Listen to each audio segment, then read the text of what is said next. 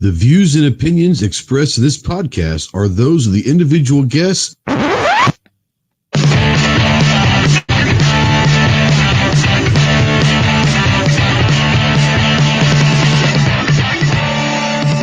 If you're a sensitive snowflake that may get easily offended, then turn this off immediately. If you want to hear the real truth about the gun culture, then stick around. This is the Armed Citizen Podcast.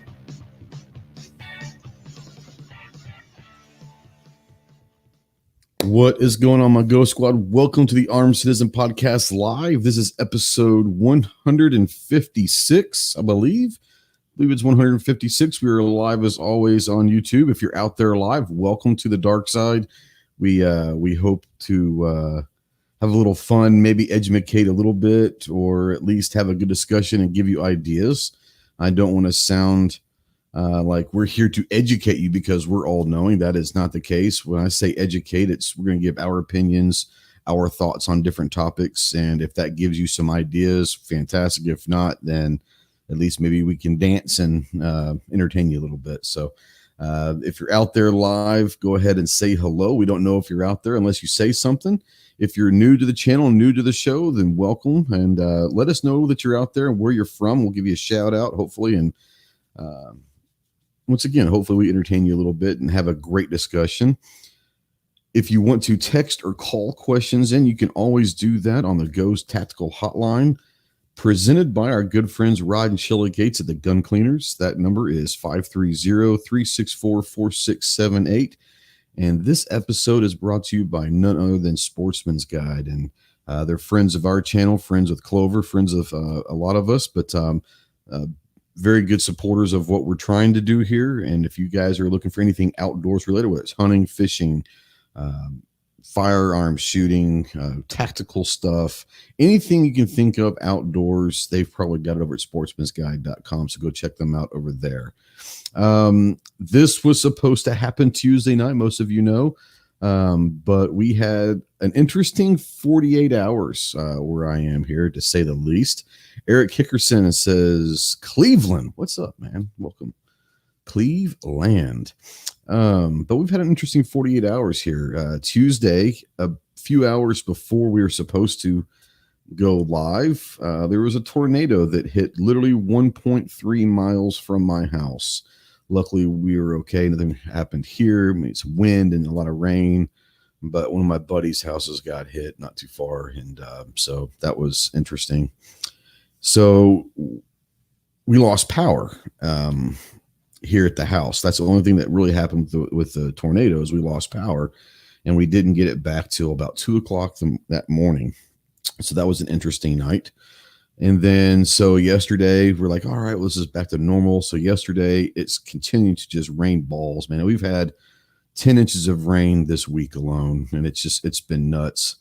And so in our little neighborhood here, we have 3 ponds in the place, and we got a 50-acre pond and a 25-acre pond and a 5-acre pond. And where I live on the back side of those ponds. There's 2 ways to get to my house, one road on this side and one road on this side. And there's a main big pond and then a pond on each side of the roads. Unfortunately, all 3 ponds became one big ass pond. So the roads were cut off. We couldn't get home. So we could not get to the house last night. I stayed at my office, got a hotel room for the fam. But they don't take dogs at the hotel, so I slept in my office with the dog. And yes, interestingly enough, it was a fun 48 hours. Everything is good now. I'm obviously back at the house. We have power and all of that. So, yeah, interestingly enough, it's Clover and I were talking before we go on. Let's bring our good friend and from the great state of Texas, my home state. The tactical virus, Leprechaun himself. What is up, Clover Tack? Hey, man, not a lot. Is it still raining down there? Yep. Yeah. We were talking earlier about, I said, I can't wait for 2021 to come. I'm done with 2020. And you made a good comment. It's like, are you sure you want to say that right now? And right. That's right. True. So Alaskan Ballistics sent out a $2 super chat for my buddy to have a beer. I will make sure my buddy gets a beer. Thank you. Appreciate it very much. But yeah, it's interesting, man. It's just crazy. It really is. It's really crazy about what's going on this year. And just when you think you might get a little reprieve from craziness, you have 48 hours like this, Murphy, man. I hate that guy. I hate that dude. I really do. So there are some new ones out there. It looks like I've seen that. I do want to go ahead and shout them. All the normal ones are out there. It's great to have you guys, but I do want to shout out some of the new viewers out there, or the ones I haven't seen in a while at least. RJ Adams, hope you can help. I hope I can help too. I don't know what you want me to help, so make sure you let us know what you want some help with. But yeah, we're going to talk about a lot of different things tonight. A lot of scenarios and all of that. Gizzard Gary, what's up, homie? Gary, if you want to jump in, let me know. I'll send you a link. Anybody else out there that wants a link, that wants to jump on the panel, we're more than welcome to have you as well. We're just going to have a really good discussion, so I'm not really worried about I can decide to let people in or not. So let's see here. Eric Hickerson, I think I said that earlier before. He was from Cleveland. Welcome, Eric. Adhira is from Knoxville, Tennessee. Randy, I think I remember seeing Randy, but Randy, I haven't seen him in a while. I think I remember seeing him. So welcome back. Snob, you got a link if you're able to join. I know it's supposed to be Tuesday, but if you still got time, we'd love to have you. Nicholas Rodriguez says we had a tornado warning in Maryland today. Not normal. Don't like it. No, it's not normal for us either. And ironically, is Tuesday about 3:30, I start getting these alerts on my phone, tornado warning in your area, and I'm like, I've been here 18 years and never had a tornado right here because we have mountains in the lake and all that. So it kind of disrupts those kind of weather patterns. Then my mom calls a little bit, and she lives with us now, and she's hey, we're out of power. I'm like, oh, crap. And then I started getting text messages. My wife starts getting text messages from people saying, are you guys okay? And we're like, yeah, what's going on? And like, well, a tornado just like went right by your house, apparently. And I was like, what? Yeah, interesting.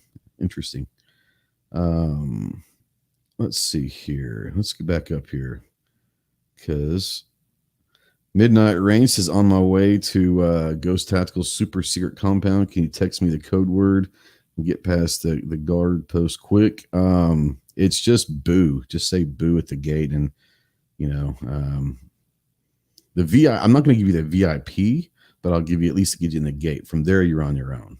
The VIP password gets you right to the as someone called it earlier, I think I want to start using it. It's called the Boo Galoo Bunker. So I like that. I thought that was interesting. Let's see here. I just saw Woody Rogers. Hello from Kentucky. Hello, Woody. Welcome to the dark side. Booger Dog. Yo. And James. Huh? Woody Rogers is an excellent name. Woody Rogers is an excellent name. Let's see here. James. It's like Captain America's redneck brother or something, right? Instead of Buck, it's well, I mean, Bucky works really well too, but Bucky does, Woody would work as well. But Woody would be awesome. Yeah. Woody's a good one.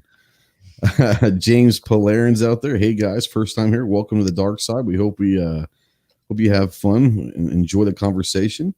Gun Cleaners, what's up? Rod and Shelly, what's going on? Tim Clark's out there. What's up from Frankfort, Kentucky? What the hell's going on in Kentucky? We must be big in Kentucky because that's like the third or fourth person tonight from Kentucky. So maybe they just ran cable internet up through the Appalachians there or something. Exactly. You never know.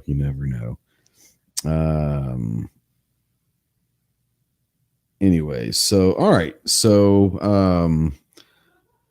what we're going to talk about, Vanilla Gorilla. Now that's a name right there. What is up? Vanilla Gorilla. Interesting. All right. So basically the topic that we're going to talk about tonight was there's a thing going around within a bunch of creators on YouTube called if I could only have one gun. And it's where someone will do a quick video and say, if I only have one gun, what would it be? And then they challenge 3 other people to do that. And once again, it becomes this big thing. And it's really cool to see a lot of creators collaborating together. And that's really what it's all about, is collaboration and all of that. I got, I don't know, challenged or called out. I don't even know what the word is, but by Defense Dad. And sorry, Defense Dad, I haven't been able to get a video done. I've been a little busy between a hurricane, tornado, and rain. So it's I haven't done that, but you and I were talking, Clover, a few days ago. I don't remember when it was. And you know, I love the idea of this collaboration and all of that, but I wasn't a huge fan of this one, not because I didn't like the collaboration, but I was a little worried about the message we were sending. And I get the premise of it. I think it's fun and all that, but you and I were talking on the phone about not necessarily liking the idea of telling people, especially if they're new to the community and all that, that only get one gun. You know, you only get one gun. And so we decided to do it this way. Instead of doing a video response to about my one gun, which, by the way, if I would have one gun and that's the only thing I could ever have, it would probably be this one right here. That would be my one gun, because I can do everything with it that I need to.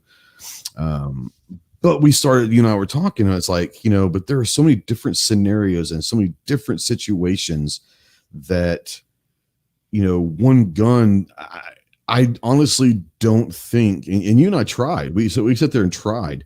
I don't know if there is this such thing as one gun is a catch-all for everything. You know what I'm saying? Mm-hmm. I agree. This whole notion of you can only have one gun, what a nightmare. That keeps me awake at night trying to think. I don't want to think about that, dude. Come on. Crazy. Well, you have more guns than that you've forgotten about. How about we flip? More guns that I have. You know? I know. I've forgotten about more than I own. Yeah. I say let's flip that and say the one gun you can do without. let's do that. I probably can get on board with that one. But yeah, just picking one. Yeah, there ain't no way.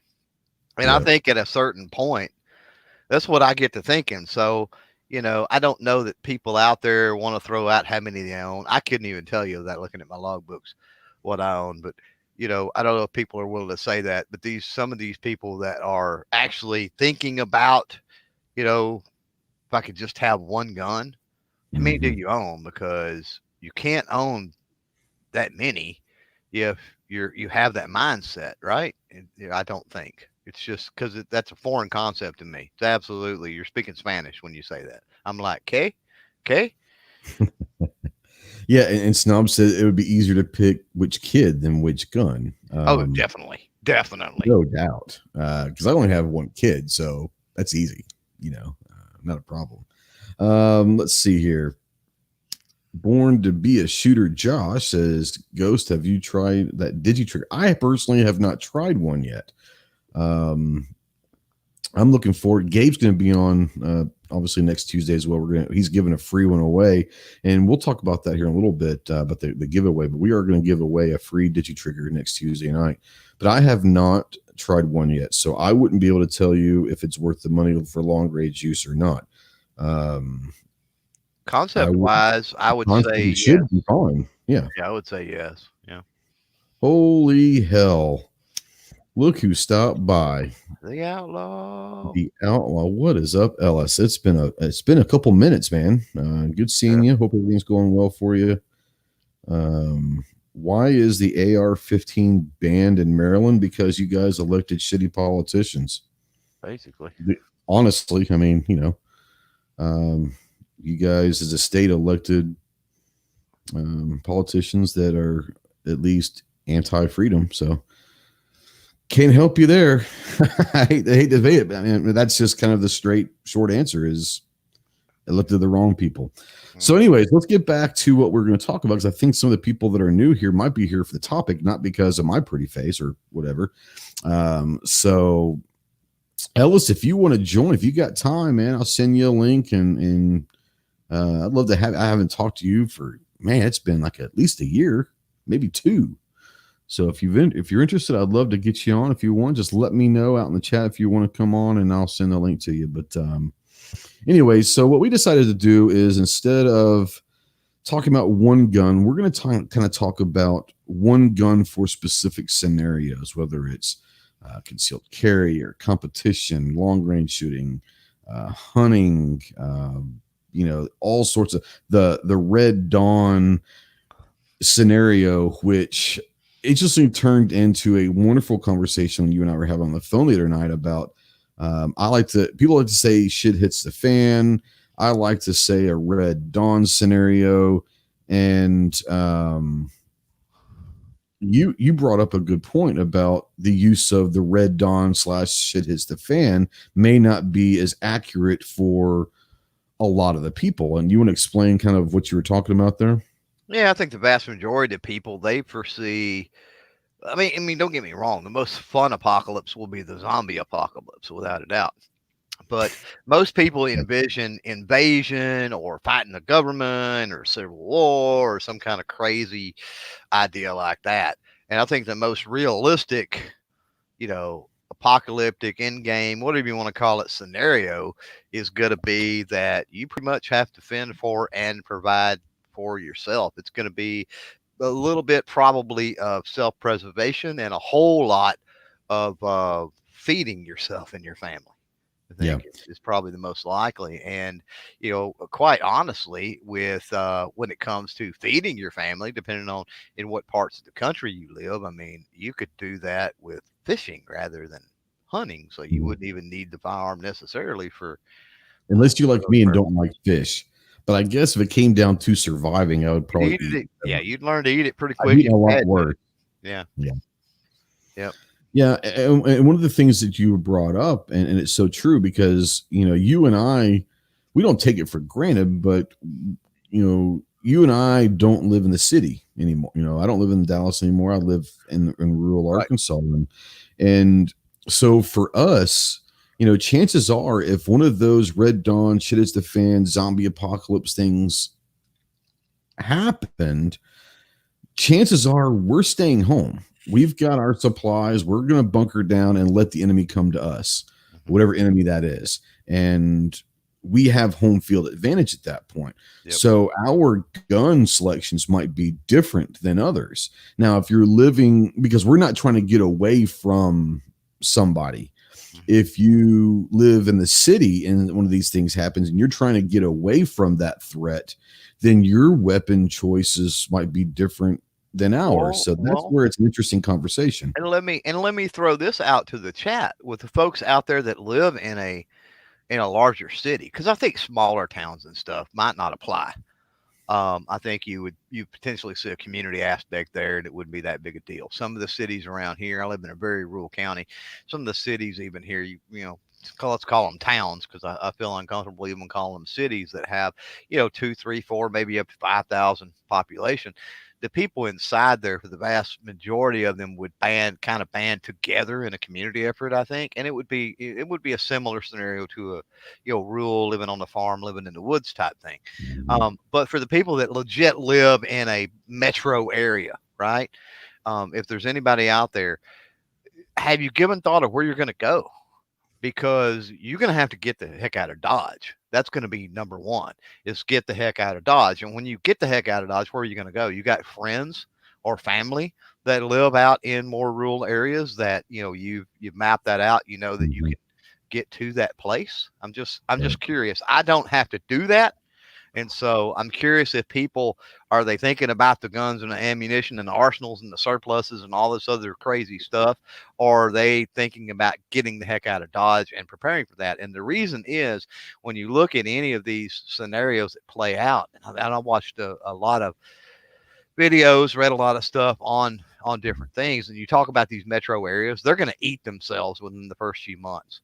So, your probability of surviving in that scenario, if you're there, is extremely, extremely low. The best thing you can do is get the heck out of Dodge.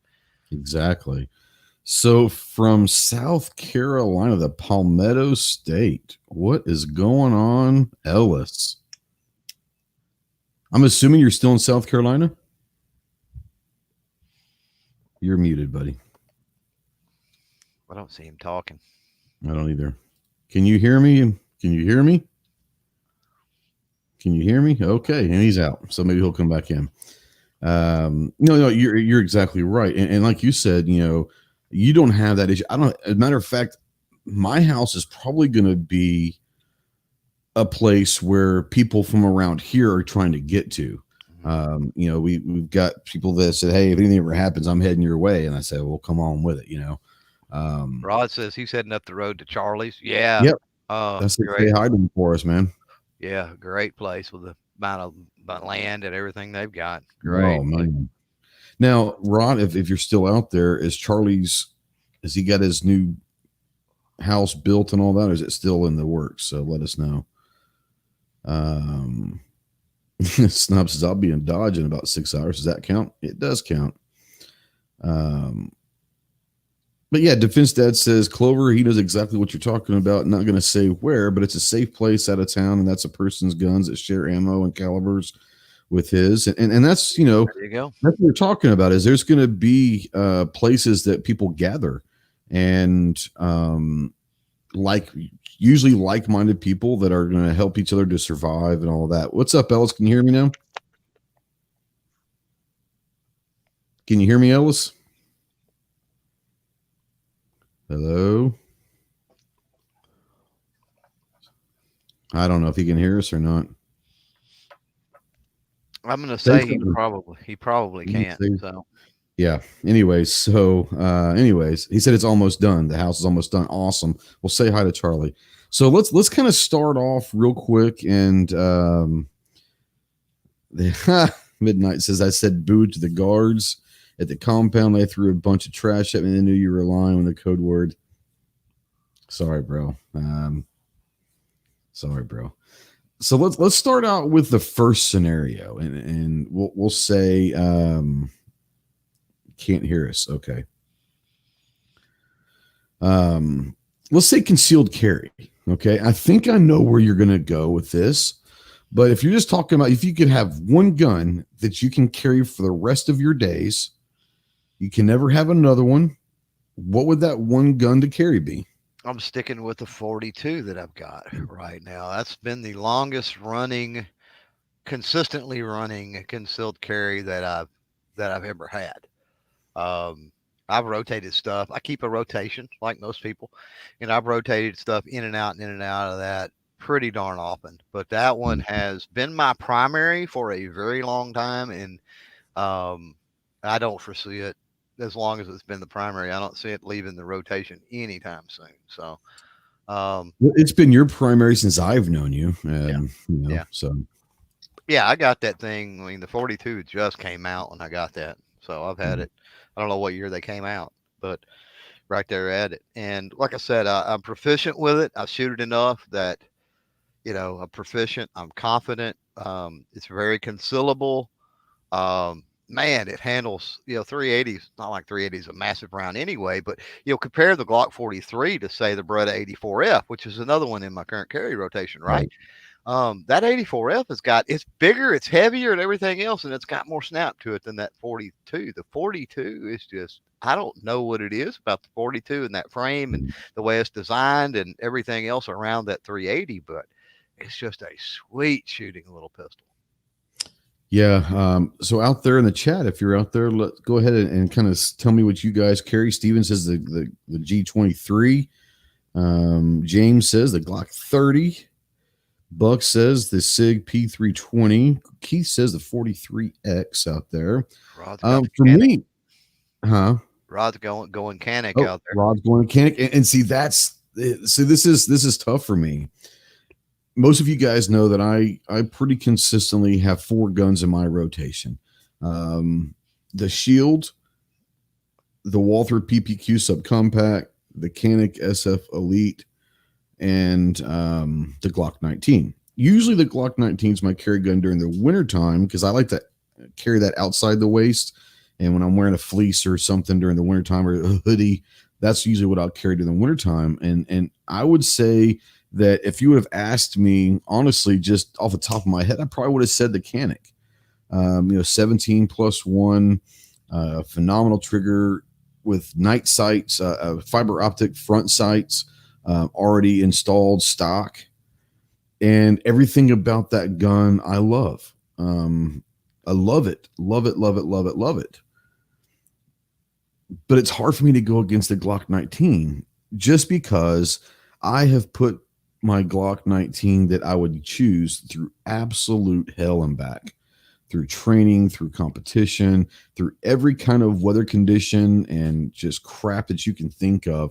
That 19 has gone through it all and it has never failed. So if I could only have one gun, the best gun for concealed carry, I would probably say, is either the Shield or the Canic. But if I had to just choose one forever, we're talking reliability, we're talking parts that are going to be widely available should something happen to that, capacity, all of it, I'm going to have to say the 19. I love the 19, but it's been through everything. Grandpa says the 365 as well. Rich says the CZ-P10C or the 365. I am actually in the process of getting a CZ-P10C. Most of you guys know that I am not against it. I'm just not a huge fan of CZ. But I'm in the process of getting a P10C because they basically say it's a 19 clone, and it's a polymer frame and all of that. And from what I understand, the trigger's pretty good. So I am in the process of getting that. So I'm looking forward to that. I'm looking really forward to that and see if I like it. Marcellus Dunbar, hello Marcellus, said it'd be the HK USP 45. That was his first pistol, and he had the most time behind. The USP, the VP9 is a great one as well from HK. Go ahead. I'm sorry. Oh, the HK USP. I was waiting. I mean, he must be a big dude. Well, probably so. I wouldn't carry it, not because I don't like the gun, but that's just, I'm not a big dude. Green Badger Outdoors is the PO7. Mandatory carry says Glock 22, but he'd like to get the 27. Vanilla Gorilla 17. I love the 17, but yep. The 19, I like it better. And James says a 19 Gen 5. Mine, my favorite generation is the Gen 3. So, both of my 19s are Gen 3s. Really love the Gen 3. So that'll be mine. Adhere says, what's that? I said I would agree. You like the Gen 3 as well? Yeah. Yeah. Adhere says the TP9 single axe. A lot of Canic love out there, and rightfully so. Canics are awesome. F&H. So here's the thing. F&H says CZ75 PO1. His name is Mr. F&H. Why is he not choosing like the FN 509 or? Because he realizes the CZ75 PO1 is superior. Oh, is that what it is? Yes, exactly. That's a sweet handgun. It just is. Yeah. All right. Ellis is going to try to get in one more time. Ellis, can you hear me now? Now I got you. Holy hell. What's up, brother? How you doing, man?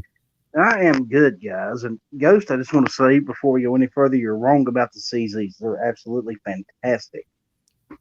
I never figured about it. I just never liked them.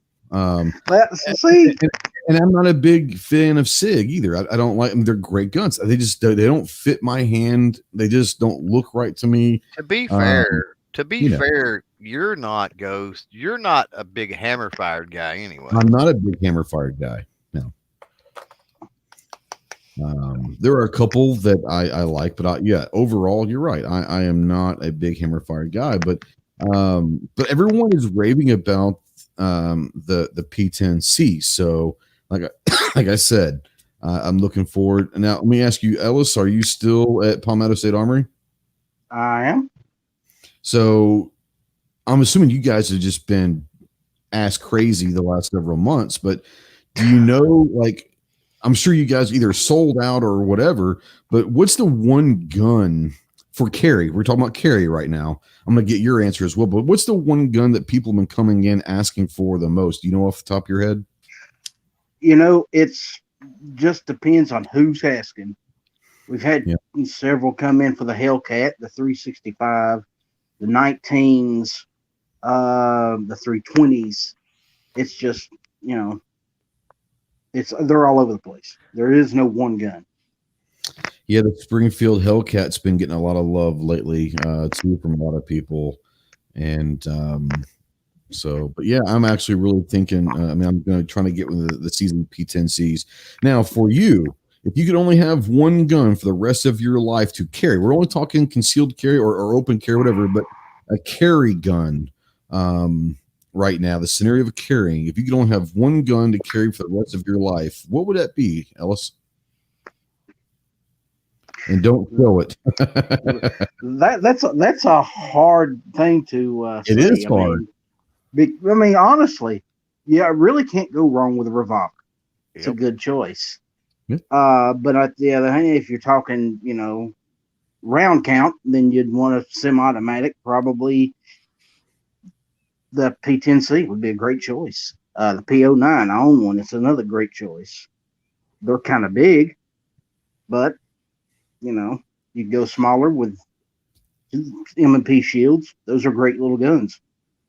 And here's the thing about it is if you were wanting to go get a bigger gun, whether you're concealing it or open carrying, you can still conceal a bigger gun. You just have to wear a jacket or a vest or a sweatshirt or something if you want to go outside the way. So, choosing a larger gun isn't necessarily in this scenario a wrong answer. So, well, if you're getting into the area now where you're talking about, okay, everything's gone to hell in a handbasket, what do you carry? And it's one of those where, and we're going to get to the shit hits the fan, all hell's broken loose, one gun. But yeah, if you have only to carry one gun, it's a tough, especially for someone like me. Clover has guns that he does rotate, but he primarily carries one gun for most of the time. I literally will carry every week 1 to 4 guns. So every month, a gun's getting a week a month, in that rotation. So it is different, I will say this, out of the guns that I own now, if I was to pick one to carry in a situation like we're talking here, just one gun, it would be my GP 100. There you go. Okay. That gives me that mentioned out there, and yeah, that's a good one. It gives me the opportunity to use 38s or 357, so ammo won't be a problem, and it's 7 shots. So, E-Rock says that Glock 20, all hail the 10 millimeter. I know that Clover is a big 10 millimeter, especially in handguns. Big fan of the 10 millimeter. I have no problem with the 10 millimeter. I love the 10 millimeter a hell of a lot more than the 40. I tell you, a caliber that I'm interested in getting into. I shot it several times lately, and I'm really interested. I'm really digging the 357 SIG. I like how that performs. That's something I might be interested in getting a 357 SIG gun here pretty soon. I don't think you would be disappointed in that. And I will say this, from what I've seen over the last several months, 357 SIG is coming into its own. Yeah. It was waning there for a while, but now it's starting to make a big comeback. Well, I think a lot of people also realize if you have a 40 that you don't necessarily like, and they make a barrel conversion to 357 SIG, you can turn that 40 into 357 SIG very, very quickly and easily. So that probably helps a lot of it, because no one likes 40. No one likes 40. Nope. Let's see here. Glock 29 is better to carry. I'm going to ask you guys this question because I don't, but Born to Be a Shooter, Josh out there says, have you ever heard anyone talk of a Fusion Firearms Ulti-Match barrel? Just trying to see if they're, I have not. Clover, Ellis, have you guys ever, Clover, you might have with doing that. What do you think of that? Fusion is pretty good stuff. Yeah. Okay. I know nothing of them. let's see here. Okay, so we've kind of got out of the way of the concealed carry talk. So, Ellis, you're going with the GP 100. You said. Clover's going with the Glock 42, and I'm going to go with the Glock 19. So the next thing we're going to talk about would be in a home defense. And a lot of people sit there and say, well, my carry gun's going to work as my home defense gun. But let's say that you can use that as an option. But if you could pick one, I'm going to start with Ellis on this one. If you could pick one gun for home defense, but you could only have that would be the only gun you could ever use in home defense forever, what do you think you would go with? PSA AKV. Okay, the 9mm. Yep. I got it right behind me. Yep. not because you work at PSA, but it's a fantastic gun. No, guys. I've heard awesome things about it. So you go with the AKV. Clover, if you could think of one home defense gun, what would you go with?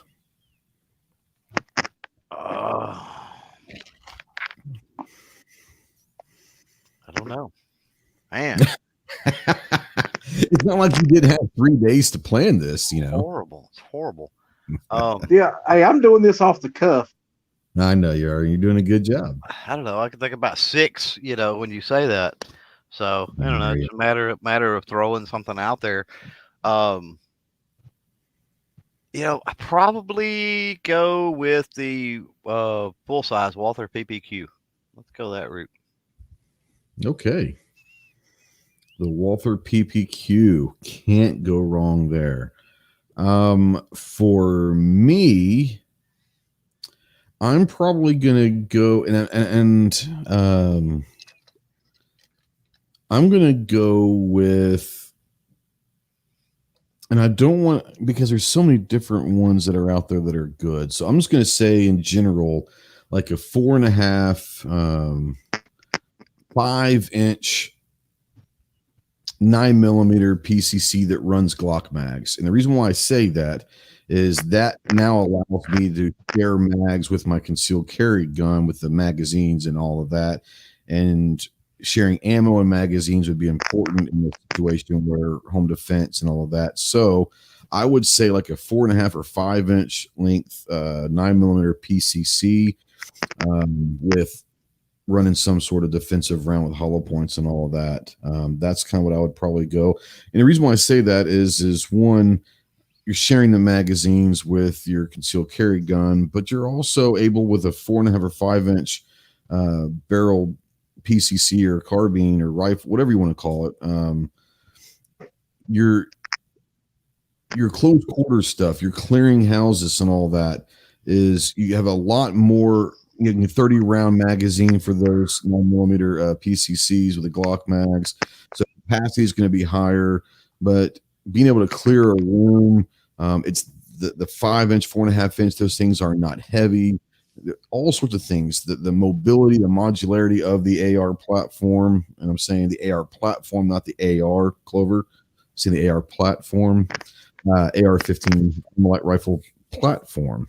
But that's what I would go with. I would go with a little short AR pistol carbine. So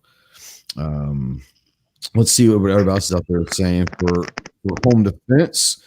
Let's see here. I like Nicholas out there, the M9A1. Yeah, I would agree with that.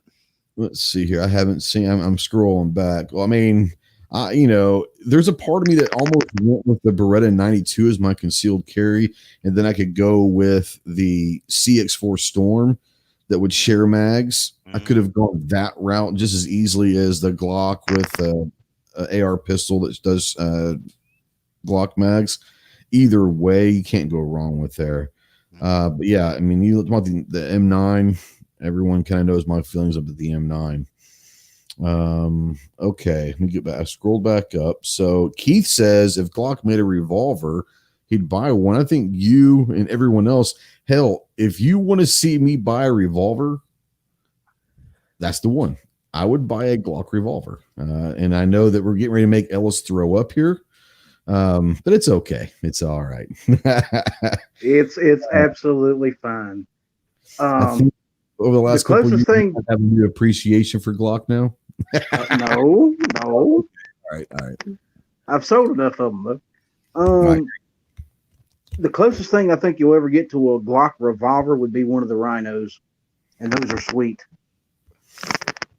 The closest thing that's ever going to have a Glock revolver is already there. You've got a Glock revolver. I guarantee there's a Glock revolver design and a Glock AR-15 design sitting in a desk drawer waiting for old man to die off. Probably. And probably in 1911 as well. Probably. And within 5 years of them deviating from what Glock does now, Glock will no longer exist. You think so? I called it right here on the show tonight. Yeah. Mm-hmm. Could be. I mean, you're probably right. You dance with the one that brought you, brother. I would say this, and I tend to agree with you to a certain extent. If they try to get into the 1911 game or the revolver game, I think there could be some major backlash. Yeah. If they were to get into an AR-15, which is not going to have anything to do with handguns, and maybe have a separate division for long rifles or something like that, maybe possibly that would be able to hold up. But I do think if they do go revolver 1911s, I think there would be some major backlash for that for sure. Mm-hmm. I mean, just look at the deviation they made. All they really made in deviation was going from center fire to rimfire with the Glock 44. Right. And look at all the backlash and everything that happened with that, right? No doubt. They start switching frame design and everything else. It's over. Yeah. Now, here out there it says 300 Blackout Ar Pistol. Good choice.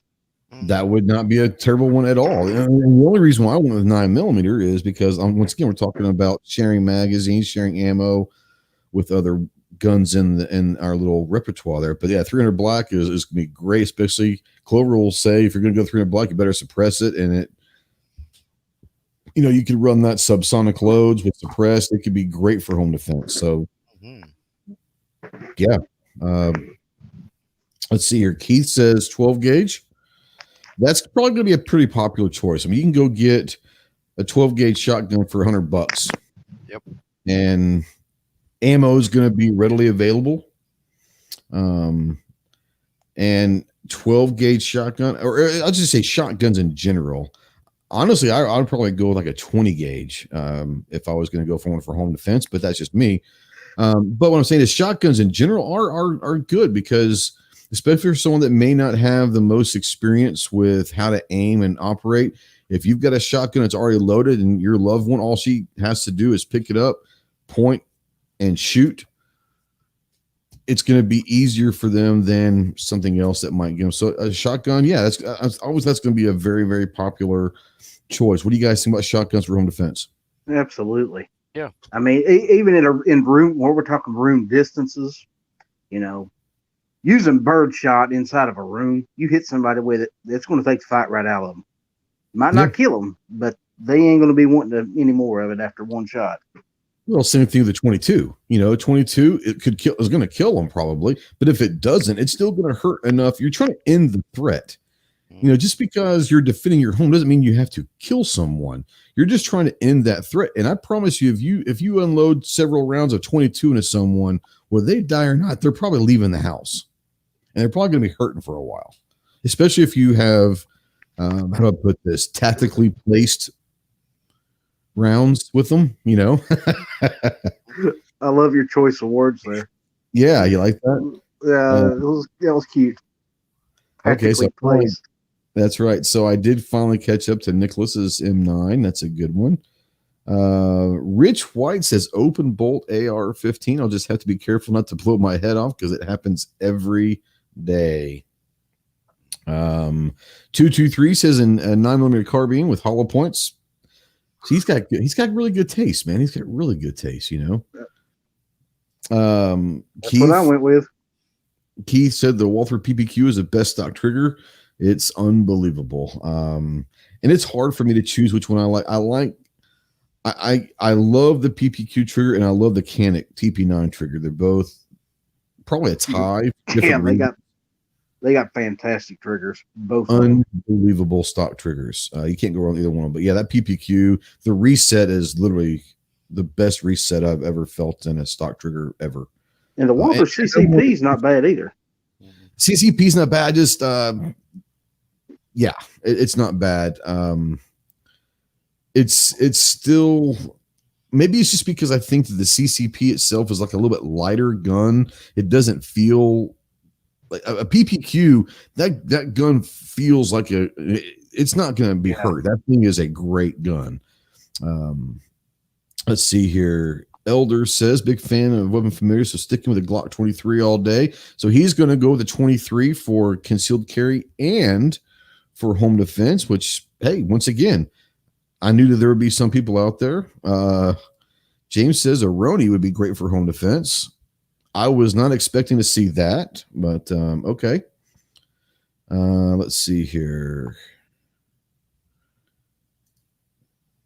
Donger Operator says home defense shotgun is a 3.5 high brass steel shot from his Mossberg. Good luck, joggers. That would do it. That would do it. That would definitely do it. Defense Dad says run either the 12 gauge or the 7.62 pistol. I love my AK pistol for home defense. I'm just thinking that one, a little bit too much, but two, you know this, but if you've never shot an AK pistol, that thing is going to blow your eardrums away inside an enclosed building. That thing is loud as hell. So I'm not so sure that I would run. That's just me. Great. I love mine, but I'm not sure I'd pick it for home defense. Wouldn't be bad with a suppressor on it. It's still. I mean, it's still loud inside. It would still be pretty loud. But yeah, I mean, it's better. I mean, if you can handle it, handle it. Now 223 has a great thing. You know, a lot of this, you see this in Hollywood and movies and TV shows, but he says when you rack your shotgun, just the sound of that may deter. I think if you rack any gun, whether it's a handgun or anything, you rack the slide on an AR or a handgun or a shotgun, you rack your weapon, that's going to scare a lot of people enough to say, you know what, it ain't worth it. Now the question is why are you having to rack it? That's the real exactly. And then they got to be able to hear it. That's the next thing. If you're in the opposite end of the house or something, and yeah. If you're close enough where they can hear it, and you're having to rack that weapon, you're probably maybe in deep shit already. You're behind the curve, honestly. And then here's the problem: if they're doped up on drugs, they're not going to care anyway. Yeah, you're right. So. All right, so the next one we're going to talk about is a little bit same of the situation, but a little bit different of a situation. One gun only that we're going to, once again, any of the ones you've chosen previously could be great, but what I'm trying to do is trying to give enough categories that Clover can, it's easier for him. He can work his way through it. But the next one is, so we've done concealed carry. We've done home defense. Now what we're going to talk about is what we call a truck gun, a gun that you're going to take with you, car, wherever, if you're traveling, whatever. It's going to be that vehicle. I want to say truck gun because it's your vehicle gun. Not the one you're going to carry, but you might have a backup or a gun in the vehicle in case something goes down. Clover, I'm going to start with you. Do you have something in mind that you would use for your truck gun? Yeah, I would go to like probably a 300 Blackout pistol.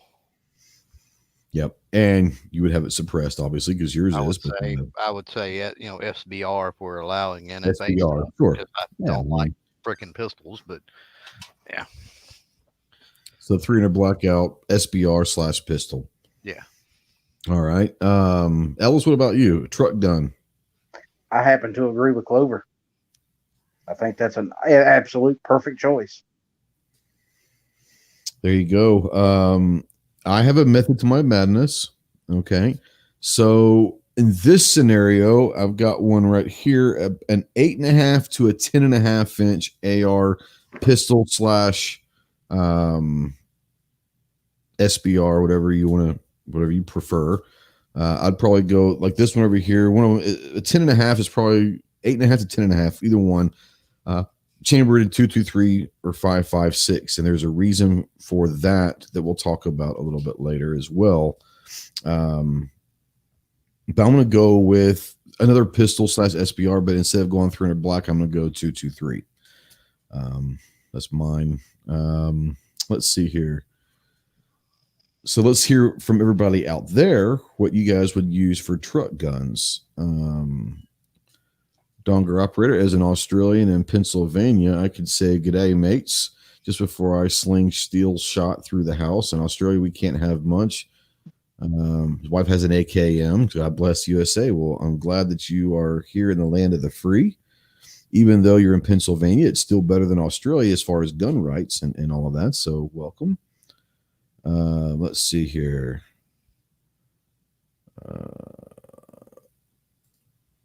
Nicholas says you need to watch Paul Harrell's 5-gun for home defense for his Rack the Slide story.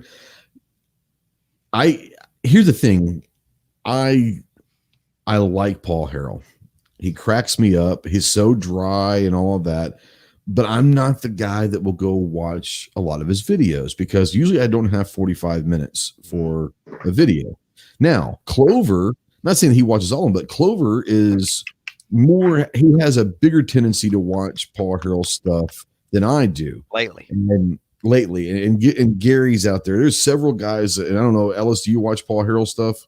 I have never missed a Paul Harrell video. There you go.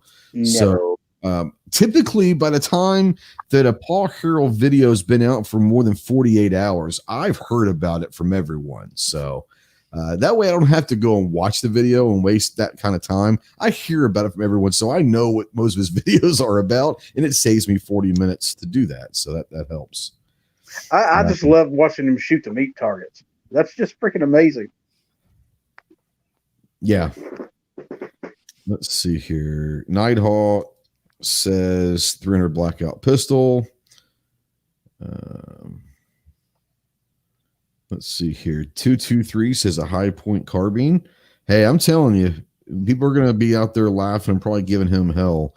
But the High Point carbines are legit. I think everyone, Ellis and Clover would all agree that they're a little bit bulky, but the High Point carbines are legit. They are good. So, yeah. What do you guys think about the High Point carbine? I've never shot one. Oh, really? I have never pulled the trigger on one. Okay. Yeah, go try that.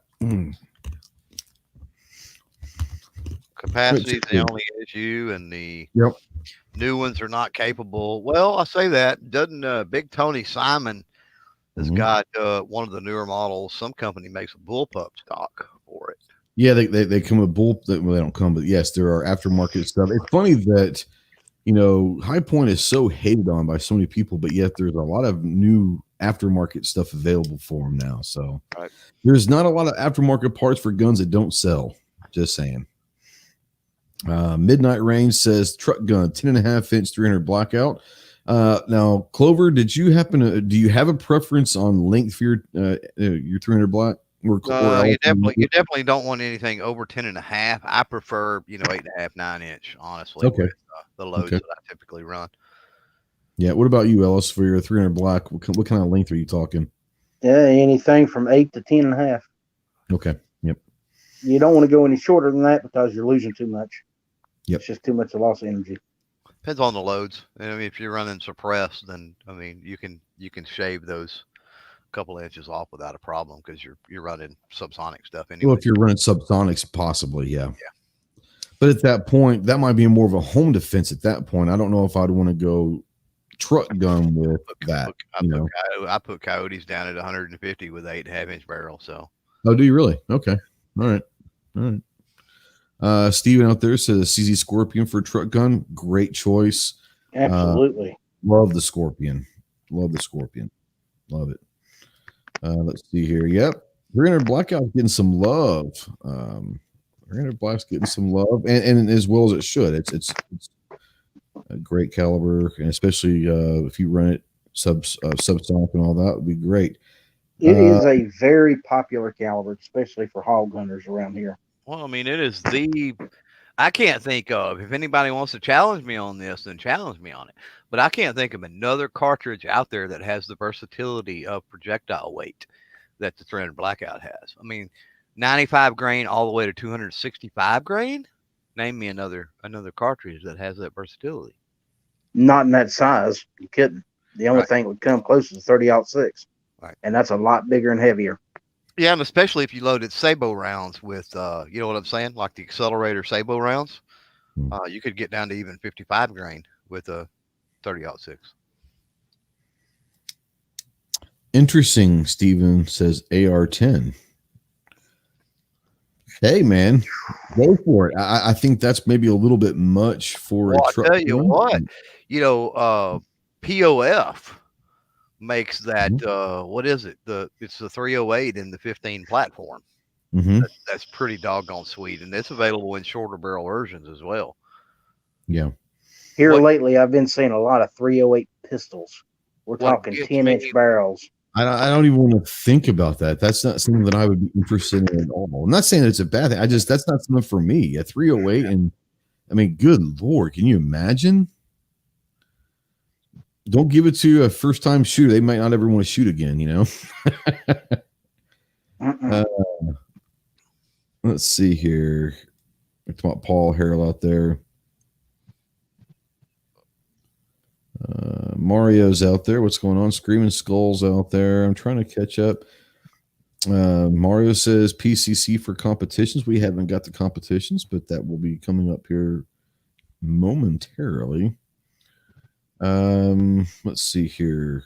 Shot a 40 Smith high point carbine. It was all right. Well, it was all right because you shot a 40 Smith. Right. You shoot anything else. 9mm is great, but 10mm is phenomenal.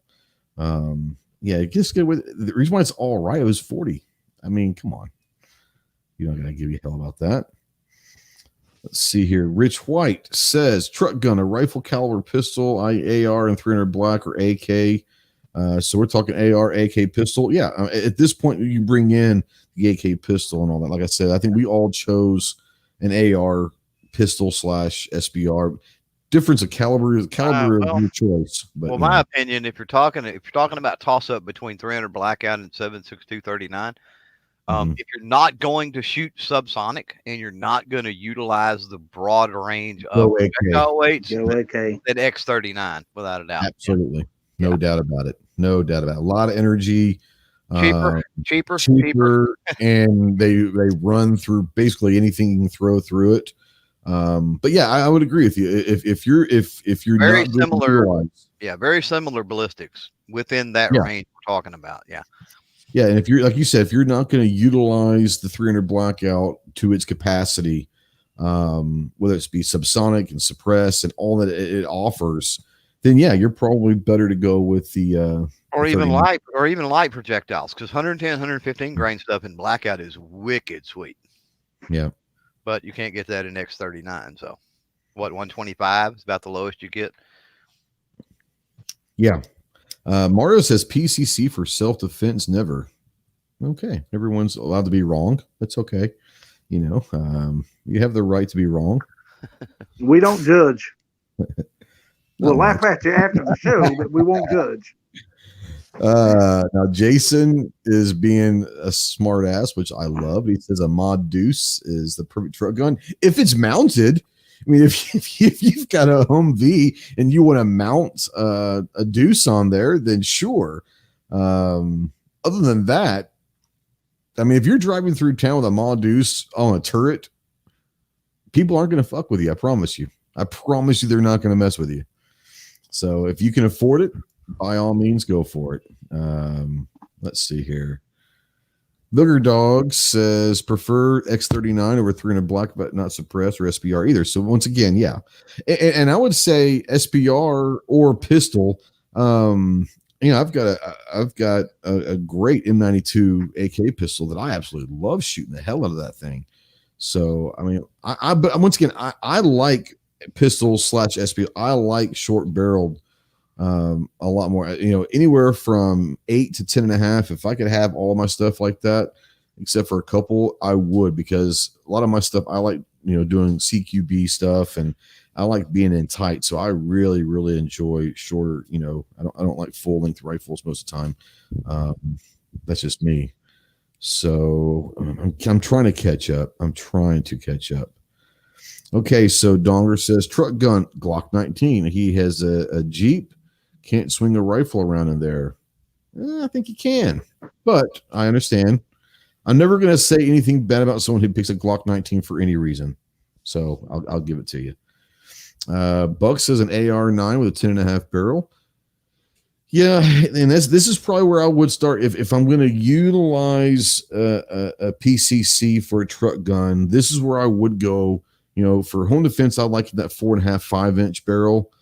For a truck gun, I probably would like to go to a 10.5 inch. That way, at least you're able to get that 150-yard shot.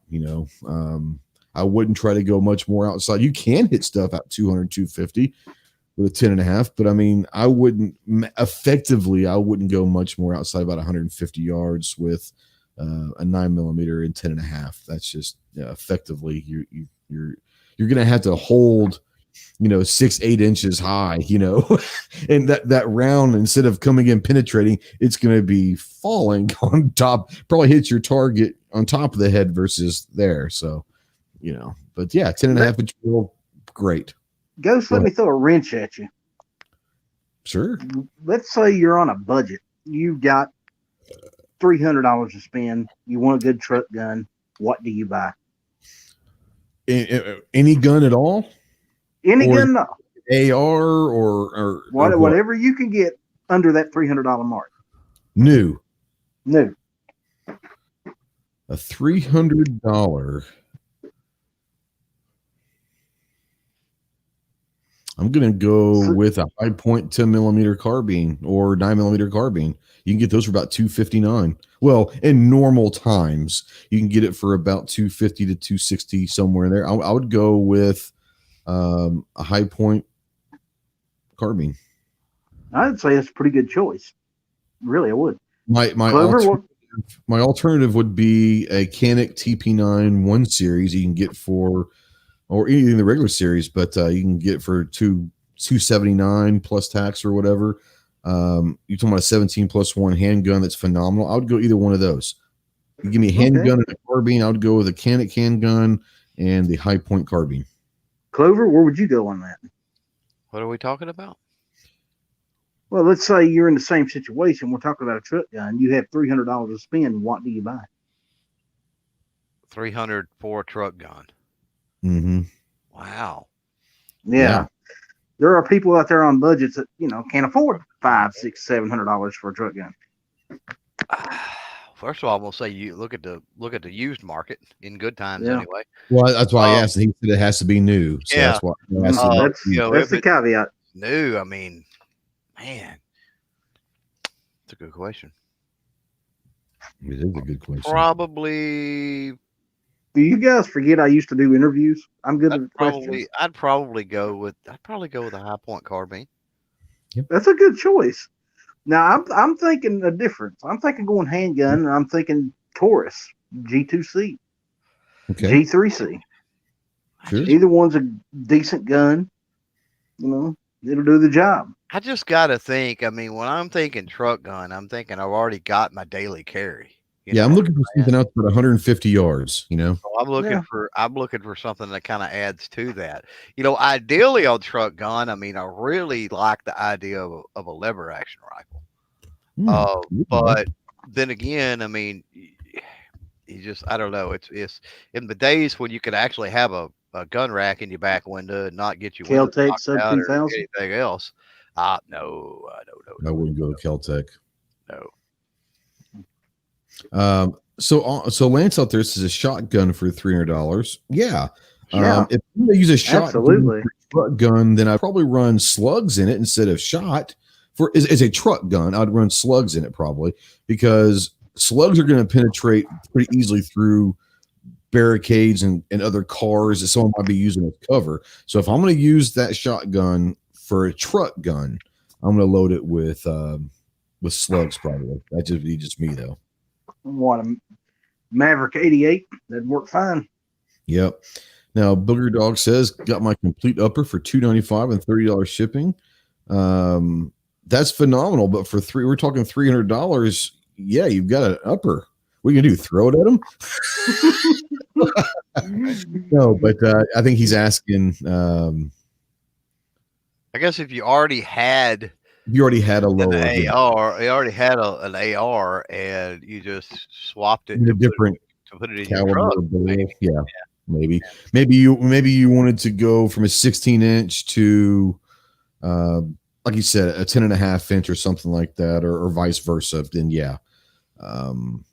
But yeah, I would still say now Travis, I like where Travis is going. So there's some M&P trade-ins for $279, but the caveat was it has to be new.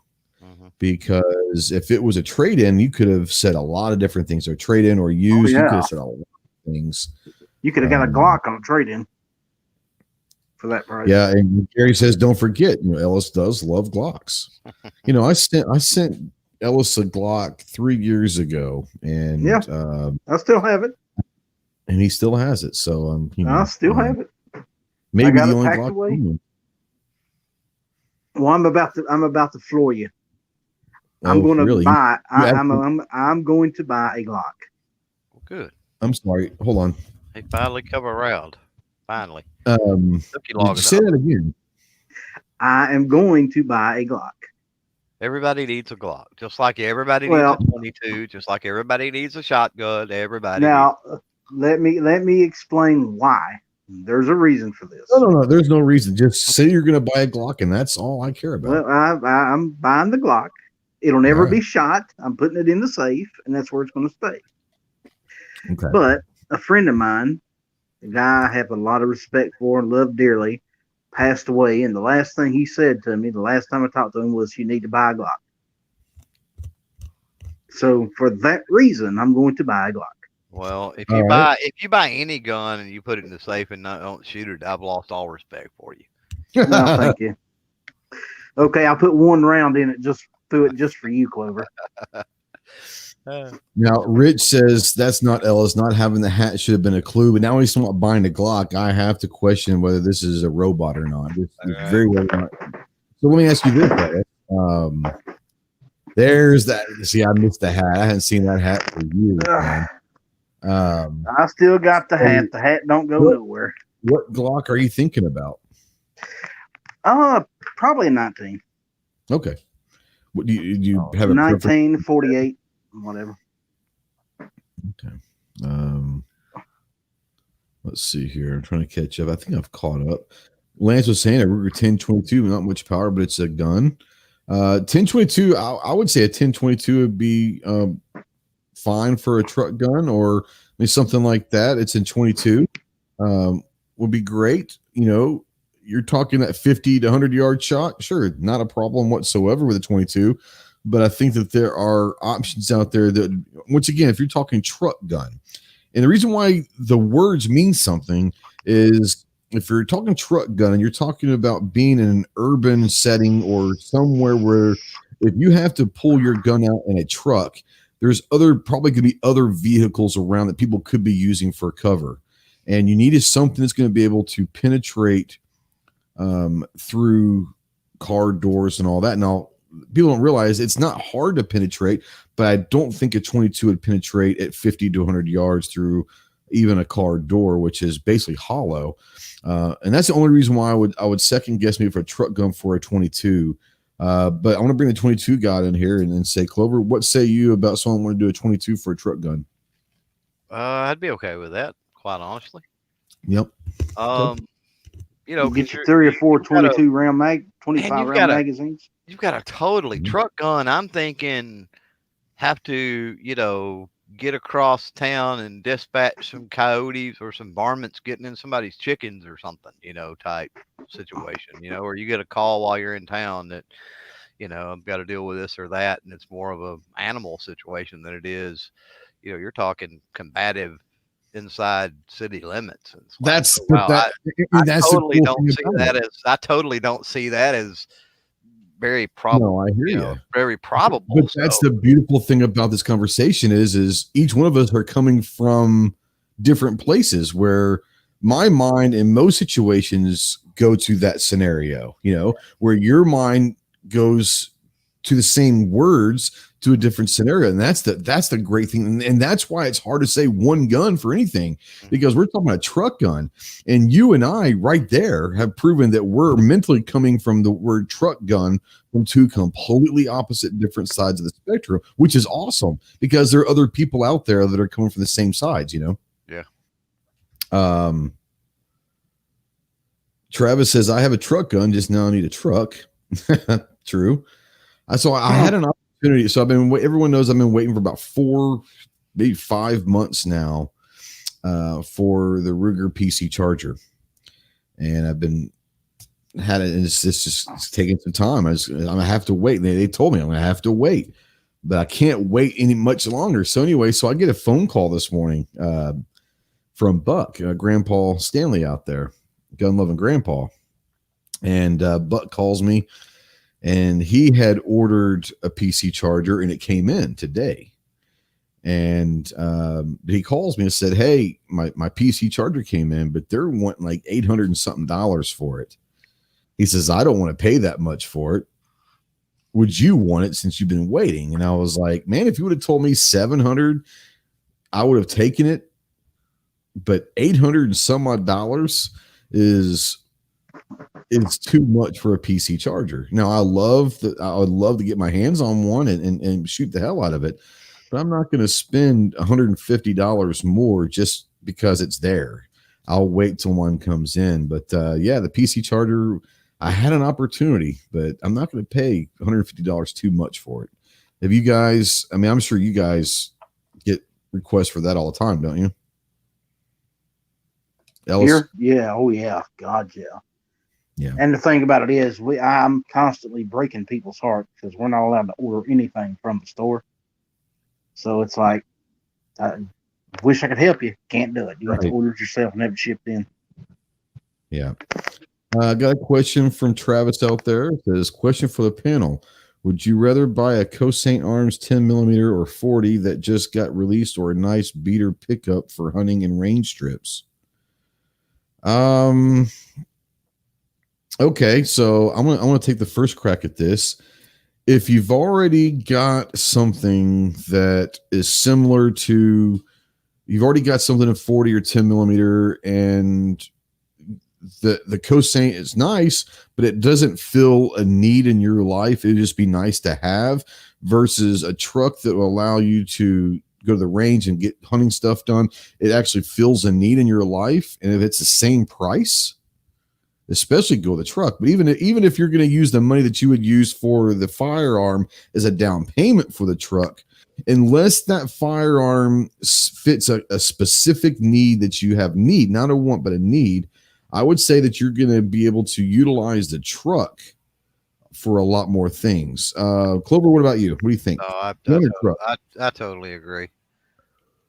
If you've got, I don't see, we know that the Cossaint Arms is really, really nice stuff. And so, it's not like, that's probably not one you're going to, other than having some range fun and stuff like that, probably not going to do a lot with. So, go with the truck if that's a need. Get your needs taken care of first. Even if it's not a need, I say go for the truck.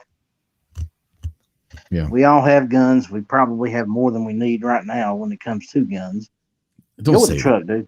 Go with the truck, dude. Yeah.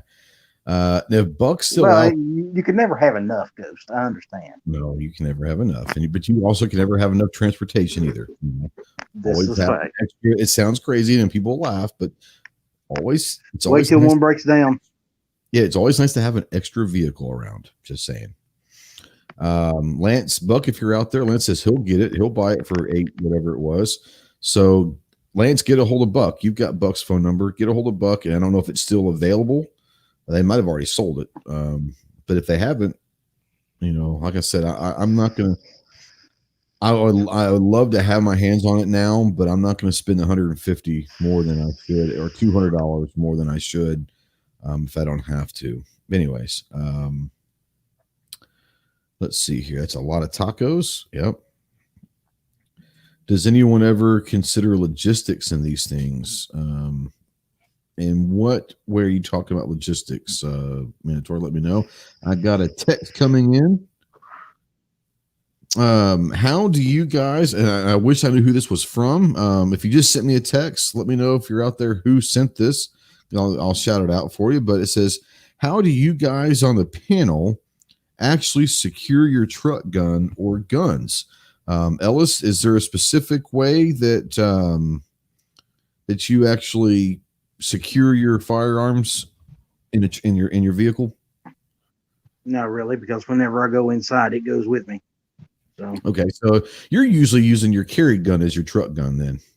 Yeah, normally. Yeah, okay.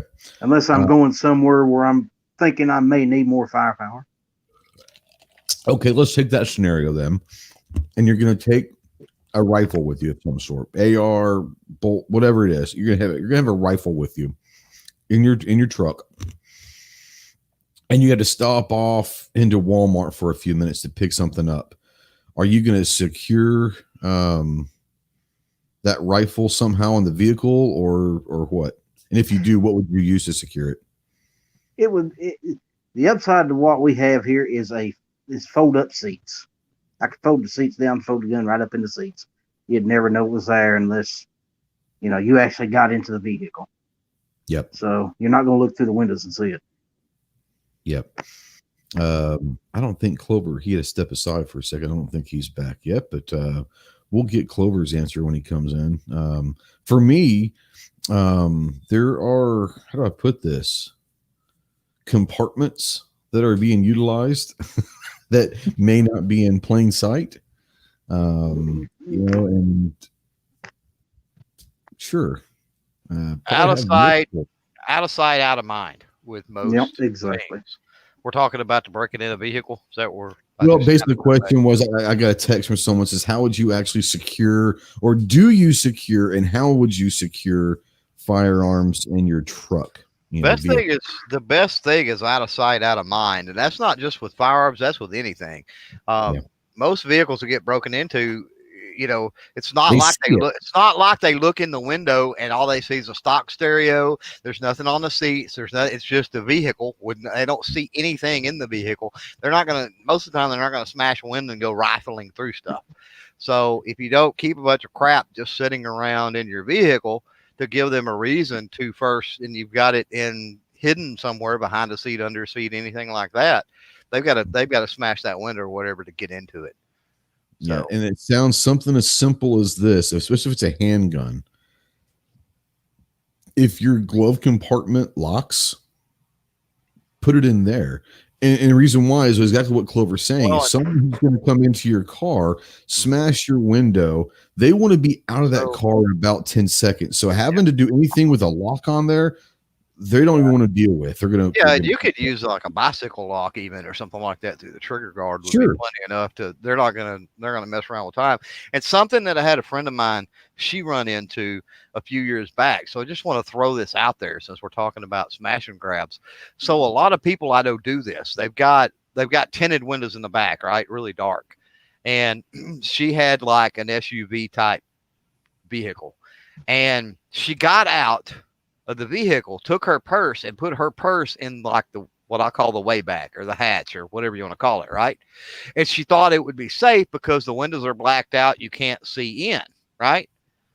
But somebody seen her get out and put it in the back. So if you're putting stuff in back there where it can't be seen, make sure you do that from inside the vehicle before you get out. Don't advertise you're putting crap in the back because it does no good at that point if somebody sees you. That, and I'm going to a couple of things here. Buck says no 2A decals on your truck. That helps. Political decals are a bad thing too. By the way. Anyone can, that's a good point. That was a good point. Mandatory. I think it was mandatory. Oh, Defense Dad says we can't leave a gun in the car for 24 hours unattended. I don't ever leave a car unattended for 24 hours. I mean, at the end of the day, when I whatever I've got in my truck, it's coming inside. If it's in my driveway, I do, but my driveway is just as secure as in my house or anywhere else, really. Yeah. Ellis, you got a message from Papa Midnight. He says, "Tell Ellis to come home. The kids and he misses you." So we all miss you, bro. We all miss you. Yeah.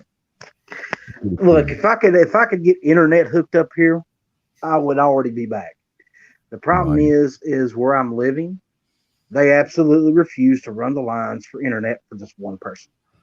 I could get satellite internet, but it's going to cost me almost $280 a month. And I ain't paying it. It's terrible anyways. You wouldn't be able to do much with it anyways. Besides check your email and maybe visit Amazon.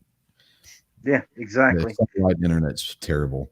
All right, so the next to last one, so we got three more. So the next we're going to talk about is competition. If you could choose one gun, and what I'm saying is you're going to choose one gun for competition, so you can pick whatever competition it would be. Okay, whether it's steel challenge, precision, long range, whatever competition you're going to choose, you get one gun for. So Ellis, I'm going to start with you because I'm trying to give Clover some time to think. Because I know. Yeah, I need it on this one big time. Yeah. Wow. It would depend on the competition. I mean, you can choose a competition. So if it's pistols, CZ Shadow 2 all day long. Okay. So you're talking about like IDPA, USPSA. Yeah. CZ Shadow 2. Okay. Yep. Clover? Browning Buckmark. There you go. It took him longer than I knew that.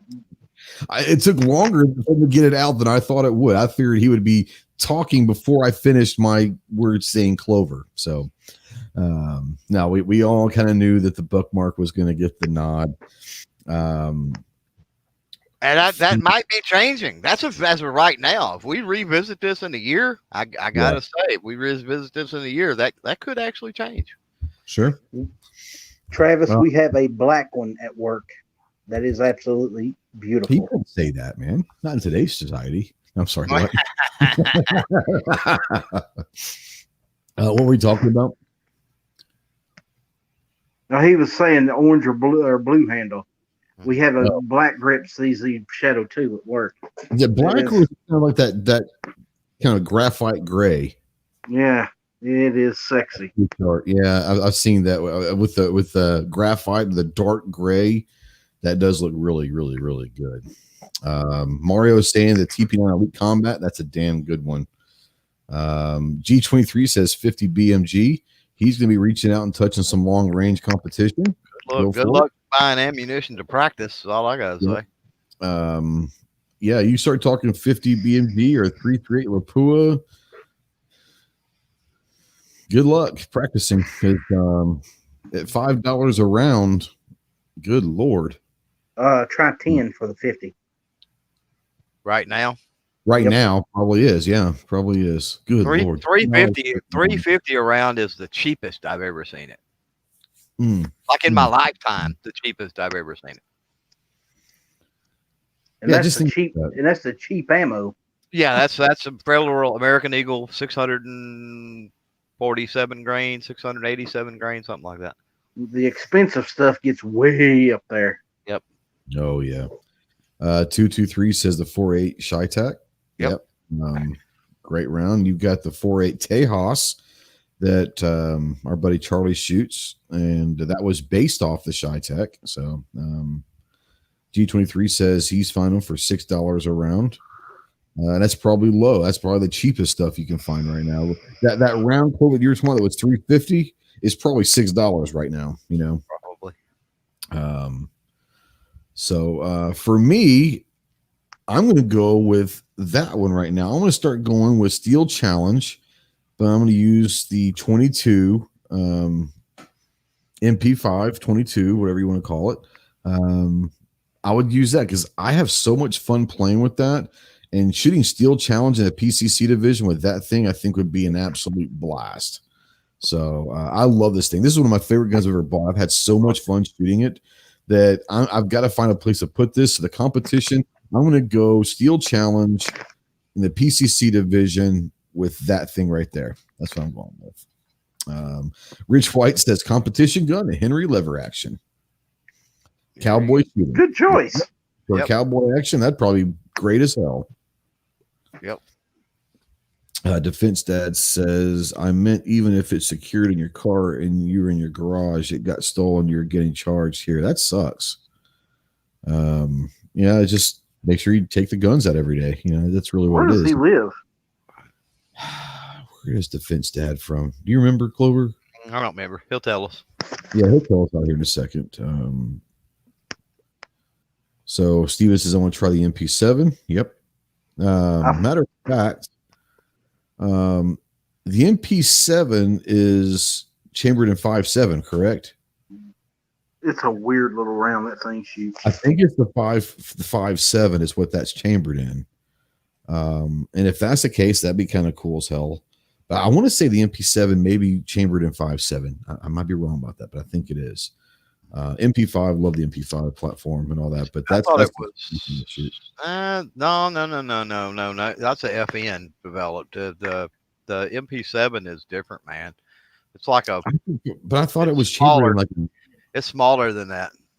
Is it? All right. Yeah. Let's see. MP7 caliber. Like a 4.2 or something. Or is it?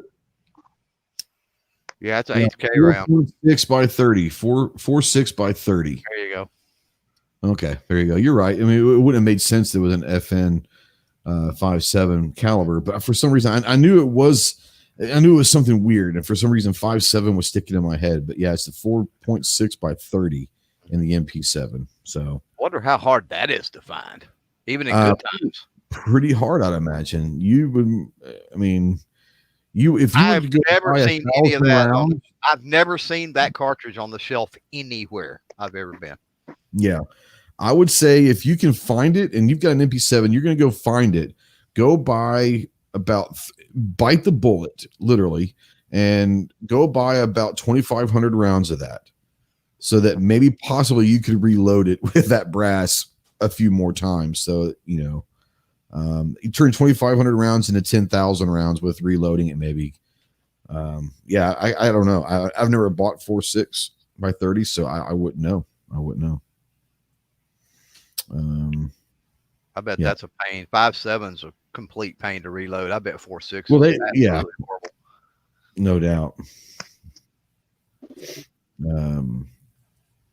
Well, that makes sense. Travis says that the MP7's law enforcement only, so that would make sense why I've never seen the ammo around then.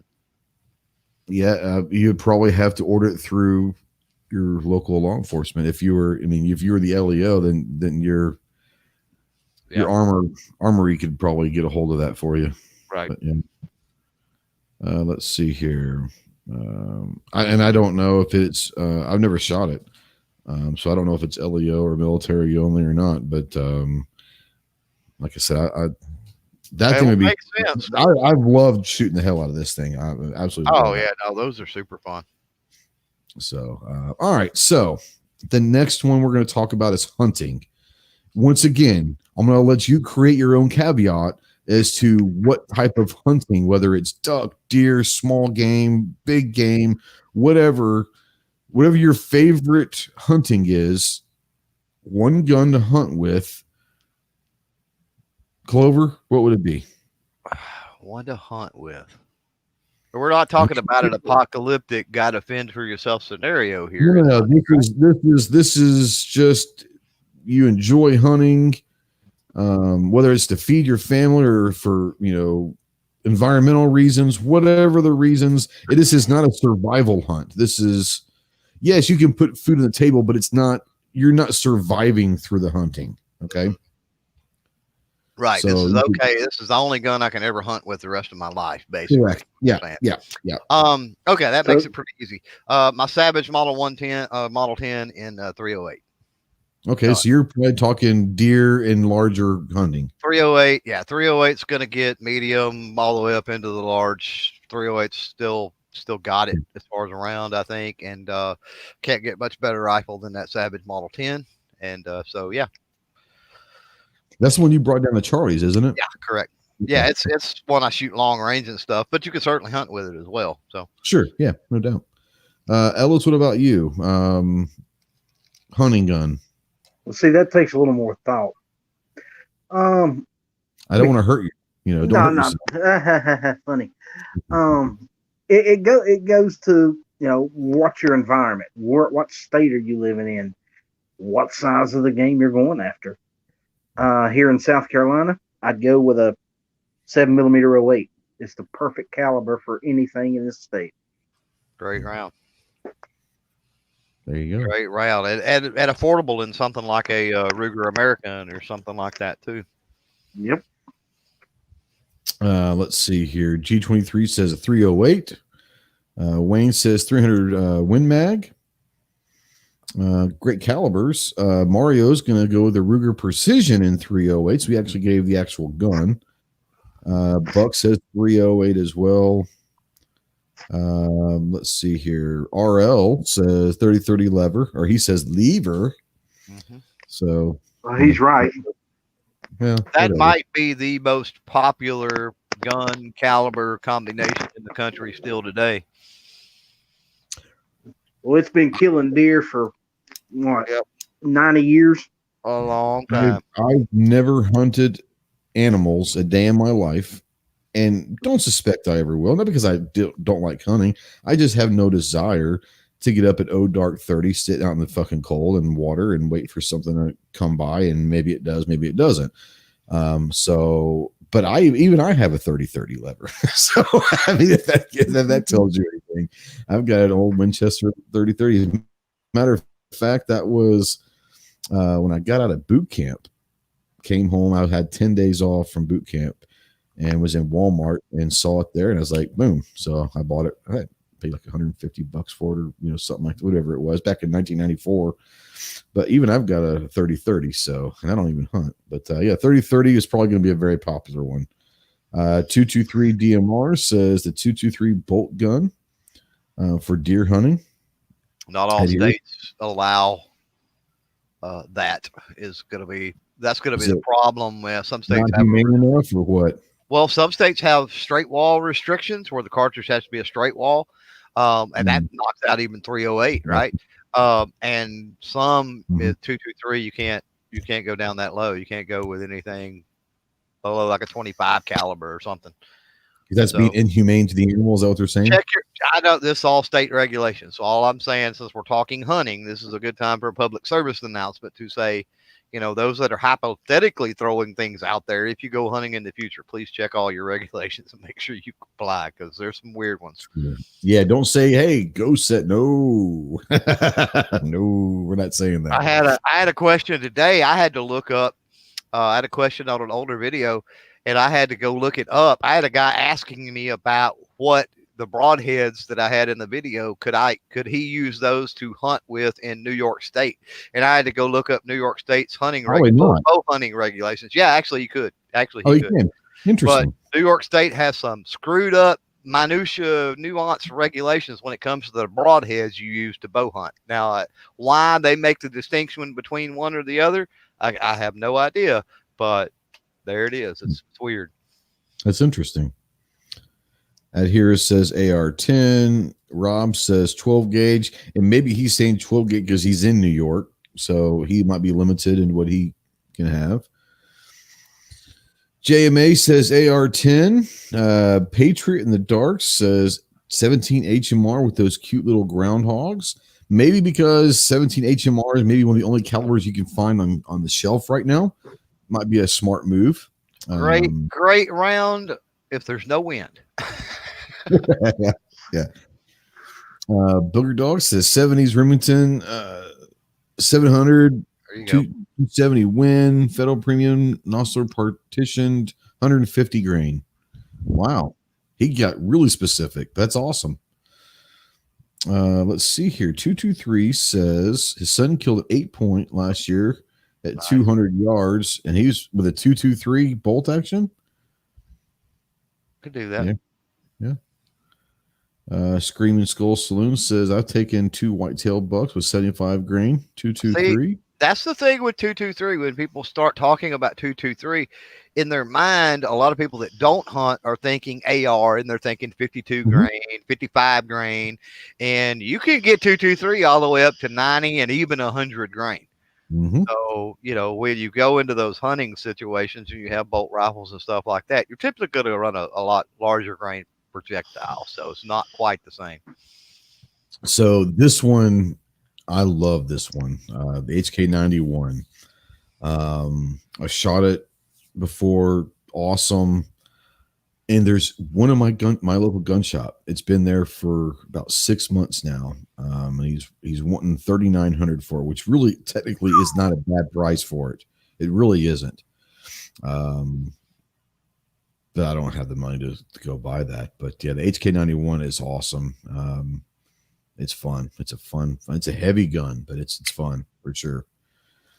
Let's see here. Josh says 6.5 Grendel 20-inch AR or his DPMS 308 with an near 300 black hole weaponry barrel 18-inch 308 win. Nice. The 6.5 Grendel, man. That's a lot of the guys that I know that go hunt a lot. That seems to be a really popular cartridge that they use.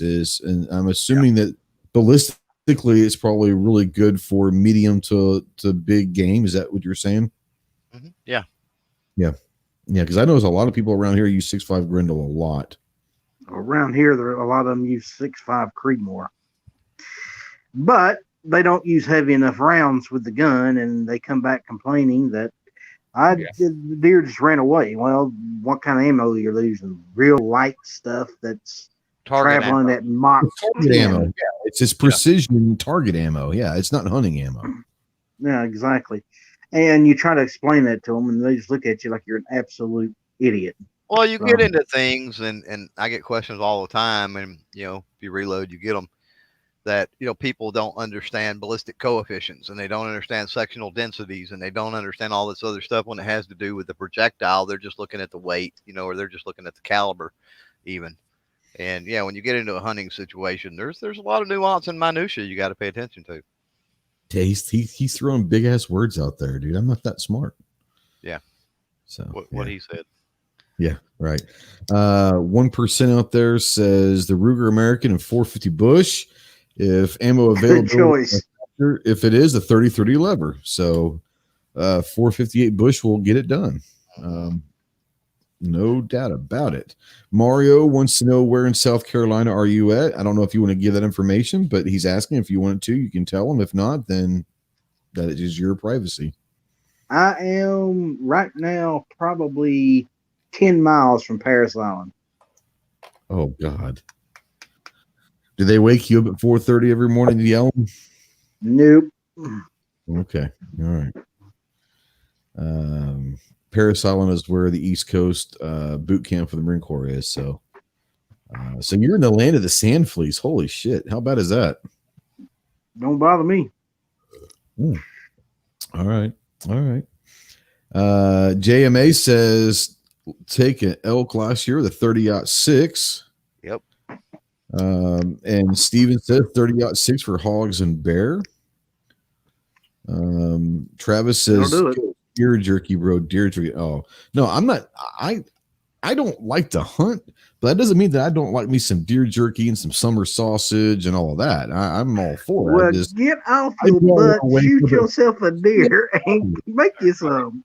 Right. I woke up at 4:30 enough in my life, and I don't care to do it when it's freezing ass cold to sit up either in a tree or in some fucking water, waiting for either a deer or a fucking duck to go by.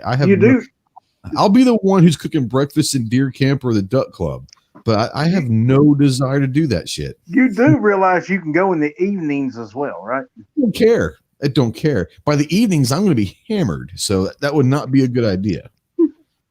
So, Clover, is there any hope for him? No, probably not. I mean, he's slowly getting there. He's got a 22 that's behind him now, and he's shied away from that for the longest. So he did. Lord. I'm starting revolvers next though. Before we ever get to hunting, we got to get him in a revolver. I almost. Well, you better start him off with something small like a Heritage. No, I want to get him back into a Smith & Wesson Model 10. He said that's the one that drove him away from revolvers, and that's like one of the greatest revolvers of all time. Is the Smith & Wesson Model 10. I don't know what his problem with it was. I think he would actually appreciate it nowadays. No, but that was 27 years ago. You just did not have appreciation for a great piece of machinery, brother. That's all it was. No, it was 20-something years ago. But yeah, and I've told you this, and I've told other people that is still one of the regrets of mine. Is that was the first handgun that I ever bought. And I got rid of it, and that is a regret. Not because I regret not having that revolver. It's my first, so yeah, I do regret it. And you're probably right. I would probably have a better appreciation for it now, but at the time, I don't know. Wayne says TJ's here. He says better late than never. So welcome, buddy.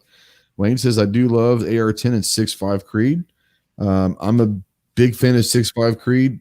That will be another purchase that I have. I'm looking at the Savage. What was it? The Savage Stealth. Mm-hmm. Is the one that I regret not getting. Was it last year or 2 years ago? They had it for like $800, and I didn't literally pull the trigger on it. It still haunts me because I can't find that for that same price. I probably won't for a while. I know where there's one of those sitting right now. Do you really? For how much? I'll have to look. I've been on vacation for the last 5 days, so I'll let you know. Let me know. Yep, shoot me a text, man. I got your phone number. Yeah. So Booger Dog says Florida law, no bullet smaller than 243. So which obviously means no 223. You're way behind. Good Lord. Oh, dude, I'm like you are when you get on Instagram. I'm way behind because I see something I don't want to scroll past it because I'll lose it. What's a good thing? I mean, that means everybody's out there and active and having a chat. So thanks to everybody in the chat. We're rolling tonight. Absolutely. Yeah. We're rolling tonight. I'm loving this. Usually can stay pretty much on top of it, but there's been some good ones. Booger Dog says, love 264 and 20 inch, shoot 6.5 Grindle. Let's see here. JMA, I was gonna keep sleep like that. I'm up at 4:30. See, he's still young enough where he's still PTing. I quit PTing a long time ago, bro. A long time ago. As far as PTing at Dark 30. Okay. So now RL says the Model 10 is one of his all-time favorites.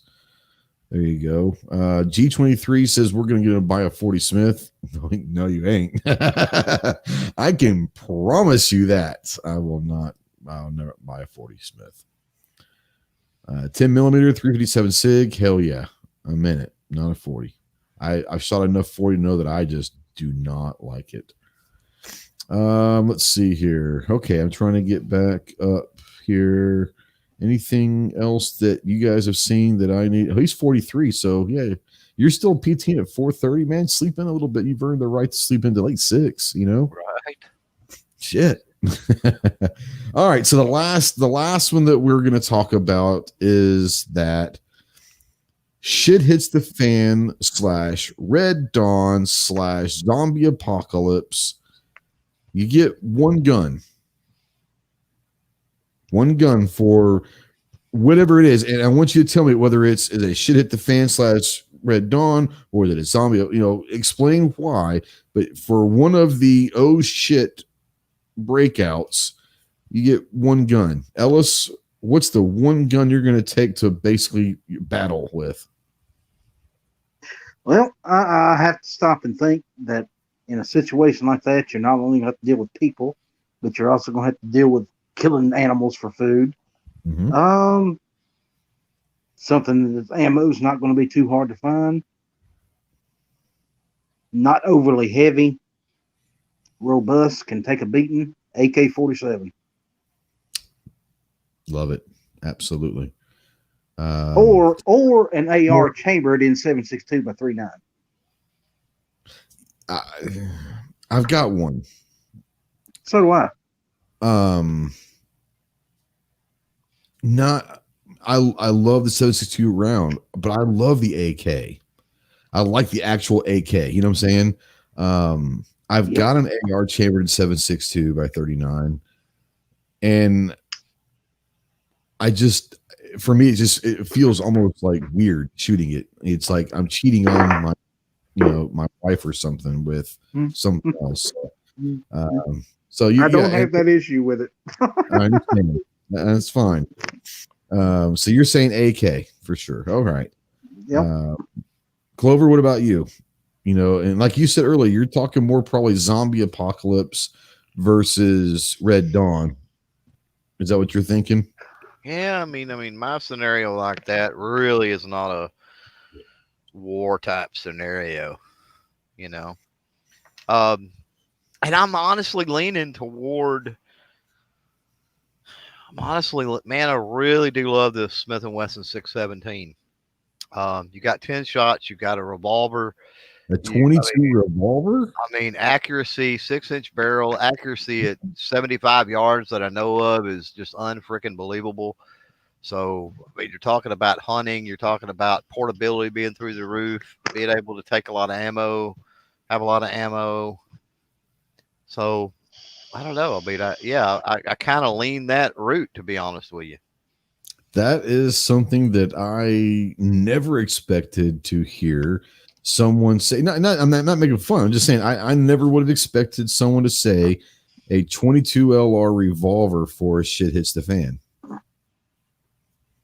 Awesome. I mean, absolutely. And you make good points as to why. It would not have crossed my mind, put it that way. Mine either. But I understand what you're saying because you can do a lot of stuff with it. For me, it's going to be an AR in 223. Obviously, I'd like to take that specific one because it's got how it's set up exactly how I want it. But I would say an AR in 223 for a lot of reasons. One, you can do basically anything with it, from home defense to you can reach out and touch probably out to 800 yards. Max effective, I'd say 500. I probably would like to have around 300 is where I feel really comfortable. I know that I can tear some shit up at 300 yards with that thing. But the great thing about it is if you're in that shit hits the fan scenario, everyone and their stepmom's got an AR. So if yours breaks down and needs a part and you see one line on the ground, the parts are going to be, interchangeable with 223 because most people are going to have it, are going to find 223 ARs. So parts can be readily available to fix gun or whatever. Ammo should be available. You can share ammo with your buddies because they probably have a 223 AR as well. So if you're talking about shit hits the fan, I'm going to say an AR platform chambered in 223/556. That would be something that I would go with. And it's very modular, light, like kind of what, for the same reasons you chose the AK, Ellis, honestly. The AR platform gives you those same options of being modular, being lightweight, being able to have good capacities and all of that. So all of the same things that you're talking about, the AK, the AR gives as well. But I would choose the AR. Now, just shooting, I love. Everyone knows I love shooting an AK, but for something like that,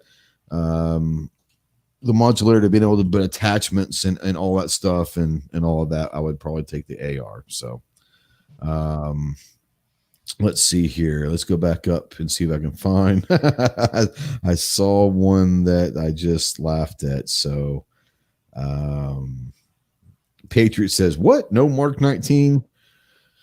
Having a Mark 19 would be pretty badass, but if they get inside 50 yards from you or 100 yards, an automatic grenade launcher is not going to do what you think it's going to do for you.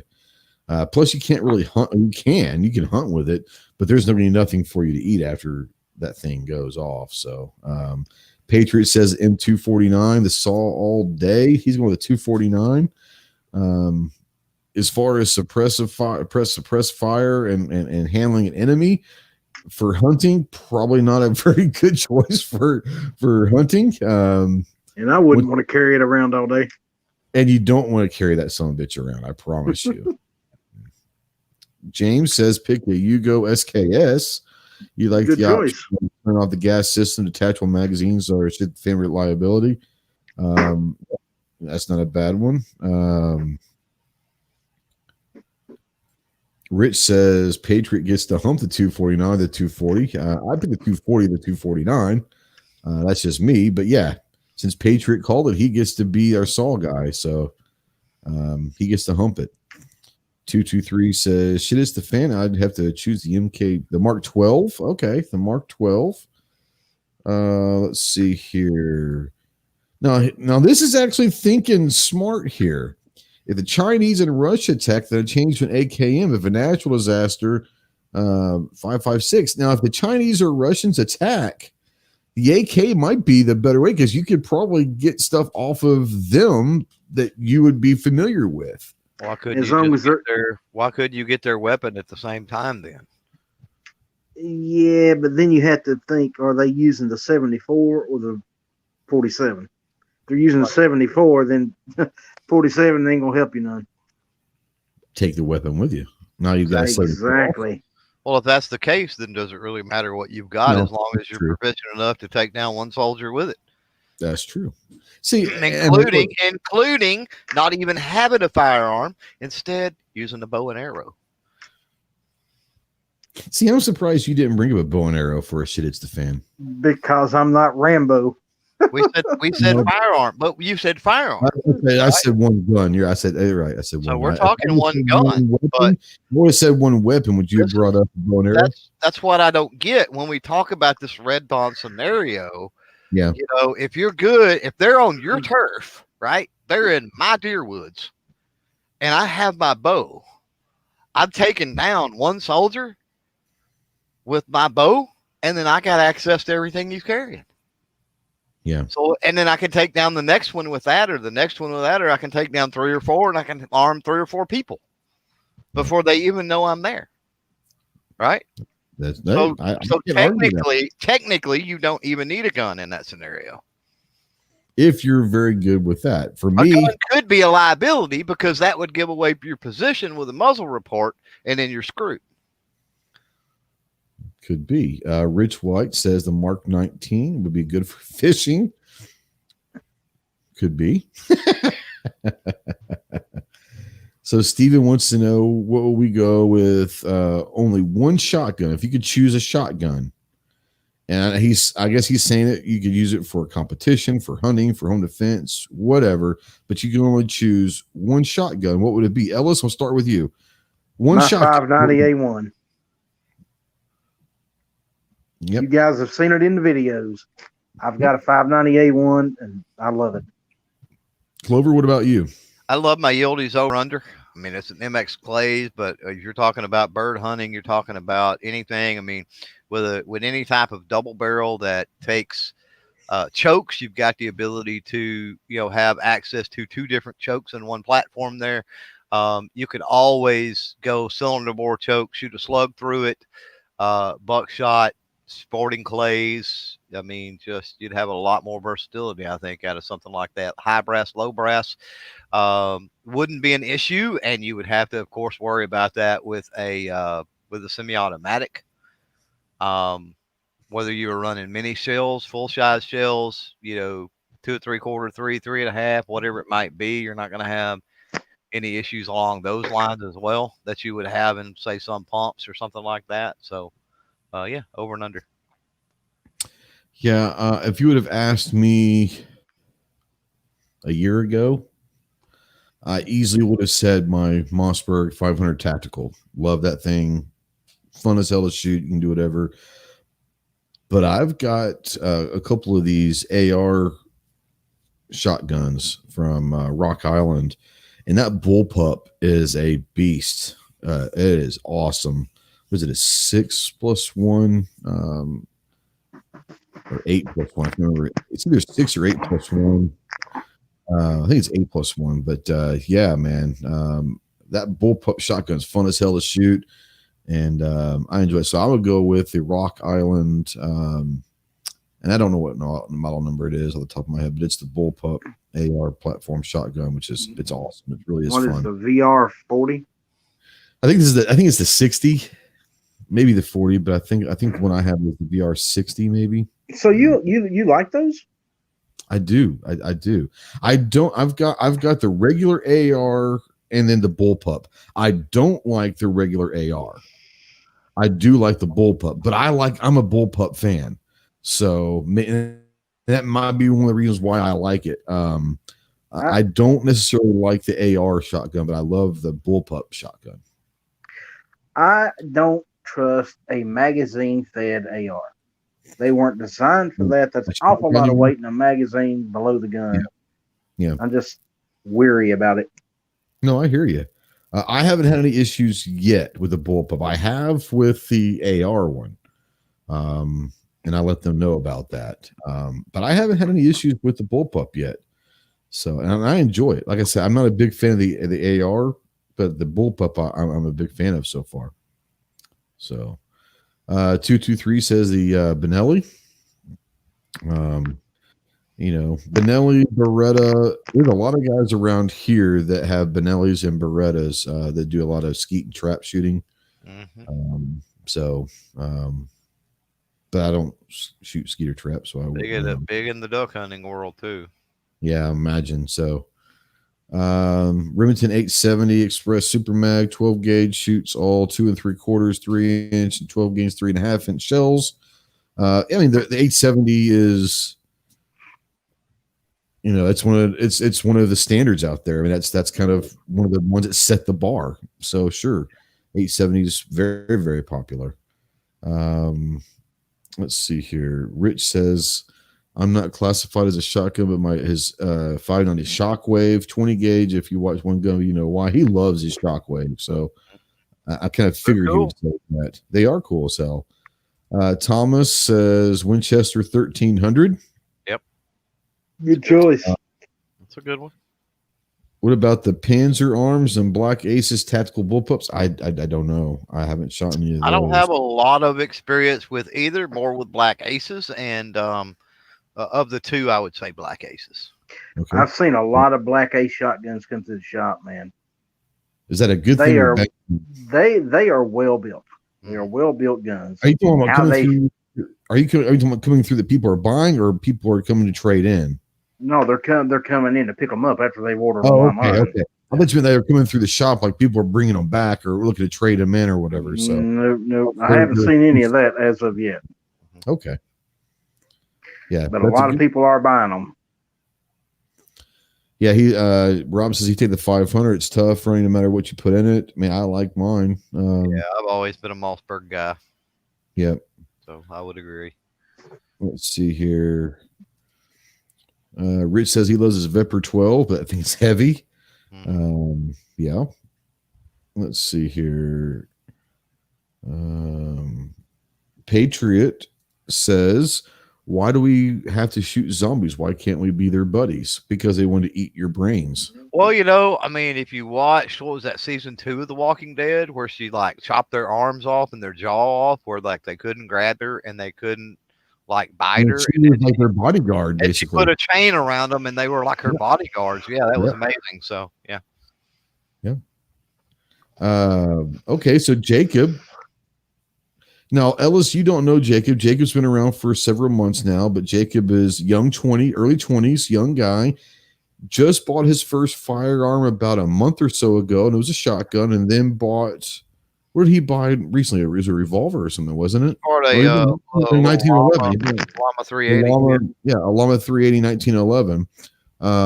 So he's bought his first 2 guns within the last month, but he's been coming to the show a lot, and not just mine, but other people's shows, and asking great questions. So he is new to the firearms game and all of that, but Jacob's asking 12 or 20, which is better. And depending on what you're going for, I honestly, if I had to choose one, I honestly would probably choose a 20 gauge over the 12.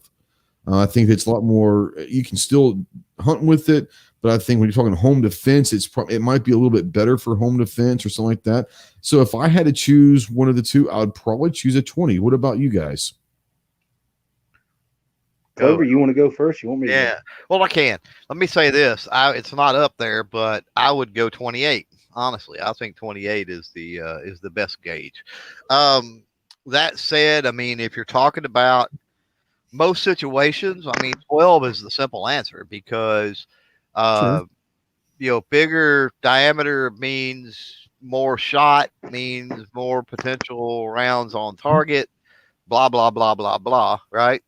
But 20 has its place too, I think, in something like maybe what you was mentioning with like a home defense, or if you had a woman or kids using it or something like that. A 20 is a little less brutal than a 12. Some 20s. Would you go for 10 or would you kind of stop at the 20? What do you mean, go 10 gauge? No, 410. Would you recommend a 410? 410? I wouldn't recommend 410 for nothing. Right. Period. And if you're thinking I'm going to give my kid a 410, and especially if you're trying to get them into sporting clays and stuff like that, it's the worst thing in the world you can do. I don't even recommend that. 410 is, to me, is an advanced gauge. That's something that an experienced shooter needs to have. As far as hunting and stuff like that, not a great choice. It's just the learning curve and everything else. It's too little shot, right? But you've got options out there. People don't think, for example, I mean, I mentioned the 28 gauge, really like that. 16 gauge was popular forever. And in the early days, what's called the gentleman's gauge was 16 gauge, was super, super popular in the earlier part of the 1900s. You can find a lot of old shotguns out there. Used shotguns are really cheap at 16 gauge. You can still find 16 gauge shells. And 16 is kind of a happy medium, honestly, between that 12 and 20. I don't know why it fell out of popularity so much. I don't know either. Stan from SS Pawns out there. What's going on, Stan? How you doing, buddy? I will say this. Yeah. If you're thinking about small game hunting, 20 gauge is the way to go all day long. It's not going to do overly damage the meat, which is, the primary reason for small game hunting. You want to eat something. For home defense, it's not going to give you the recoil that a 12 gauge does. You're going to be able to retain target easier. You're going to be able to get back on target faster. There's so many advantages to a 20 gauge shotgun over the 12. The only real advantage the 12 has is you're putting more pellets with more power downrange. But you're giving up the ability to get back on that target quick because 12 gauge has got a hell of a pump to it. You feel a 12 gauge when you pull that trigger. You got to know how to get behind that gun. It's not one you can stand up like a boxer, pull the trigger, and expect to be right back on target. It don't work that way with a 12 gauge. Right. But you're going to be a little sore the next day. Yeah. You're going to know you pulled the trigger. Yeah. And like Clover was saying, you can find double barrel side by side 16 gauges, which is perfect for home defense. And believe me, that somebody looking down the barrel of a 16 gauge ain't going to give you too much lip. I would imagine not. No. Screaming Skulls got a question. What about the Chiappa Double Badger 20 gauge 22 LR over under? I have never seen that, much less shot it. Have you guys ever seen that or shot that? Nope. Yeah, I've shot a bunch of different variants. There's a lot. There's a you like it? There's a 30-30, I think, 20 gauge. Is that what it is? 30-30 20 gauge, I think, at the local gun shop right now. I don't care for those. I don't care for the multi-barrel rifle shotgun break actions. I just don't. There's an inherent issue when you're talking about double barrels, and if you're talking about scatter shot with double barrels, shotgun shells, it's not as noticeable. But if you get really big into sporting clays and stuff like that, you will notice it, right? You'll notice that, the lower barrel patterns a little differently than the top barrel or the side barrels or whatever, right? You still notice it even with scatter shot. When you have a situation where you have the rifle and the shot shell, you're talking about two different things in the same barrel configuration. It's just weird. I don't care for it. But that's a personal thing too. Some people love them. I no experience with them, so I wouldn't. I'd be lying if I said anything. So I don't know. Well, damn, we've been going over 2 hours. I just looked up and saw that. I had no idea. And you've got a show coming here in about an hour, so we're going to start sweeping the floor. Before we get out of here, I want to thank everybody for watching. It's been out here live. If you've made it 2 hours in replay or in podcast form, bless you, bless you, bless you. Thank you. Hope we've helped a little bit, at least given a lot of different ideas and reasonings to why certain guns might be. And the great thing about it is the three of us, none of us ever came up with the same answer for a scenario. So every time we talk about a scenario, we had three different choices and three different reasonings why, which is exactly what I wanted to do. Is there's a lot of guns out there, and depending on about what you're looking for in a specific scenario, hopefully we helped you out a little bit and all of that. Ellis, my friend, it's been a while. Like I said, I really am. I'm really happy to see you. We were talking about you with someone not too long ago saying, and I asked him, has anyone seen Ellis or heard from Ellis, wondering how you were doing? And I'm glad you came on. I'm glad everything's going well for you right now. Semper Fi, JMA, Semper Fi, brother. But yeah, it was great to see you again. I hope you're able to jump on more and more. If you're wanting to maybe possibly do some more live stuff, hint, hint, just saying, the StreamYard, you don't need internet at home. You can set up StreamYard and host a StreamYard chat from your phone now. Just saying. Just saying. Oh, really? I didn't know that. It started that about a month or two ago, I think. Didn't they, Clover, where you could host it from your phone? Mm-hmm. I might have to get some information from you and Clover on how to do that, and I may actually be able to set my channel back up and put some content out there. That would be awesome. But no, that would be awesome. Bro, it's really great to see you, and I missed you, and I'm glad that you're back and you can come on anytime you want, bro. So it's really awesome. Do you want to tell people about where they can find you, just in case you do start putting freaking content out again? Well, most of the people in your chat already knows where to find me. I've been paying attention. I know all these guys. But you know me. I'm the Outlaw Hatfield. I've got my own channel. Grant you, it hasn't been updated in God knows how long, over a year, I'd say, at this point. As soon as I get my life straightened down a little bit more and figure out a way to get some internet, I will be putting on my shows again. For those of you who don't know, my general format is interviews. I've interviewed Ghost. I've interviewed Clover. A lot of other guys from YouTube. Some of those interviews are absolutely fantastic. I'm very proud of them. I also do just some live podcasting sort of things where we talk about just general stuff. So, hey, stop on by, give my channel a look. Maybe you'll find something you like. Maybe you won't. Either way, give me a thumbs up, thumbs down. I appreciate you either way. You got it, brother. Georgia Rebel says, I'm here. Then he's out. I think you, if you want to stick around. So, yeah. Everyone's saying it's great to see you again. And it is. It's really, really nice to see you again and all that. Matter of fact, I think what I'm going to do is, since this is part of building a community and doing the one gun thing, I think what I'm going to do is to maybe push you a little bit. I'm supposed to pick 3 people to call out for the one gun challenge. So the first one I'm going to call out is going to be Jeff over at gearreport.com. The second person I'm going to call out is going to be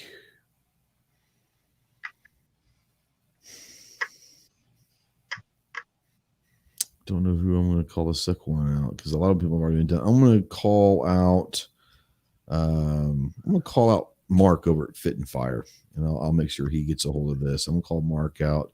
And the third person I'm going to call out, the consolation is Clover, if you want me to call you out. I know that at one point you weren't sure if you wanted me to, because you might not be able to do a video for a while. If you want to, then I can do that. I'll call out 4 people. But I'm going to call you out, Ellis, and make like a 2 or 3 minute video of. But the question for this one is there is no caveat of the scenario. It's literally you get one gun, period, to do everything for the rest of your life. Video response it. You get one gun. So I'm going to call you out. That might push you to do a piece of content, my friend. Just saying. All right. Now here's the question: does it have to be a gun that I currently own? I believe it does. Yeah, it's something that you that is in your arsenal at this point. And did you know that someone's already called you out, Clover?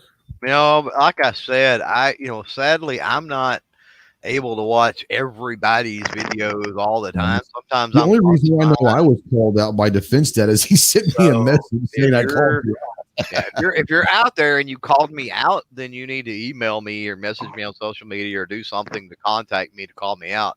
Don't expect me to see it in your video. Because I may not watch. I'll put everybody's videos in that watch later queue, but it may be 6 months sometimes before I watch somebody's video. Yeah. So, all right. Well, I'm going to call you out if you hadn't been already called out. So, but I'm going to push Ellis. This might give you a reason to get back into doing some content. It doesn't have to be long. It's a 2-minute video. I will get back to you with something sometime tomorrow. Well, just post it on YouTube, but then what you have to do is you have to post and you have to challenge 3 people so the tree keeps going. So that kind of thing. Oh, okay. So Defense Dad says you do not have to own it. So it's just you get one gun, whether you own it or not. If you could choose one gun for the rest of your life, what would it be? So there you go. Will do. There you go. All right. So, yeah, thanks you guys for watching. It's been 2 hours and 11 minutes. At the top of the hour at 10 o'clock Central, 11 o'clock Eastern, you've got Clover coming up. So, Clove, you want to tell people not only about that tonight's show, but tell people they can find you, plug Firearms Friday, whatever you want to plug. You go ahead and take the floor, sir. I'm not going to plug anything except for the chat here coming up in about an hour. It's not going to be everybody's cup of tea, but it is always a lot of fun. So if you're out there, if you're a creator, there's a lot of creators out there in the chat tonight. Come over. We're going to be talking about evergreen content. And I had John Crump, who, I don't know if you guys know John Crump, but he actually sent me an email asking me what was evergreen content. He didn't even know what that was. And I'm like, are you serious? You write for Ammo Land and you're this big guru guy in tech and you don't know what evergreen content is? So if you don't know, then show up and I'll explain that when we get everything started. But we're going to talk about evergreen content and other things going on. I've got a video from Creator Insider that I've got to watch here in just a minute because I want to be sure to relay some good information to everybody about the creator sphere and all the things we do. So, and other than that, I'm glad that Ellis jumped in. It's good to see him, and we had a great chat. It was a great chat. And so, did you see Charlie's reply to John? No, I don't guess I've seen that. Oh, it was a great reply. It was a video of Barbra Streisand singing "Evergreen" from "A Star Is Born." Nice. It was great. He says, "What is evergreen content?" And he replied and linked Barbra Streisand's song "Evergreen" to it. It was hilarious. That could apply. Yeah, it was evergreen content, literally. So, hey, guys, before we take off, I want to say thanks for having me, man. Clover, it was great talking to you, man. Always, bro. You're welcome anytime, brother. You let me know if you ever get time and want to come on, man. You've always got an invite. You know that. I know. So yeah, no problem. Like I said, man, it's great seeing you. Great talking to you again. I miss our talks and our chats back in the day. So yeah, anytime you come around, I'm always here. And let me know about what was it you're going to check on? What was it you were going to check on? That Savage. Oh, the Savage, the Stealth. Yeah, let me know. And 6.5 Creed. Yeah, we got one at work. Okay, let me know. Let me know for sure. But all right, guys, thanks a lot so much. I'm going to get out of here, use the restroom, get something to eat before, like I said, in 45 minutes, check out Clover Tack and check out After Hours show. It's going to be a fun one tonight. It always is fun. But thanks for always watching live. If you're, like I said, if you're watching a replay or listening to a podcast, God bless you. Good Lord. 2 hours and 15 minutes of rambling on between three guys is got to be boring as hell. But if you have a long drive and we got you through it, then we're glad to help you. God bless you. Thanks everyone, especially the new guys, the new viewers out there. Hopefully you guys had fun. Hopefully we answered some questions. Hopefully you guys enjoyed it. Come back next Tuesday. We have Gabriel from Digi Trigger coming back on, and we're going to give away a free Digi Trigger live. If you want to be entered for the Digi Trigger, all you've got to do is go over to Instagram, follow myself, and follow Digi Trigger. Go to either one of the channels, post about that, and comment Digi Trigger in there. So we're going to give it away next Tuesday. We're going to give a free Digi Trigger away. If you don't know what a Digi Trigger is, go to digitrigger.com.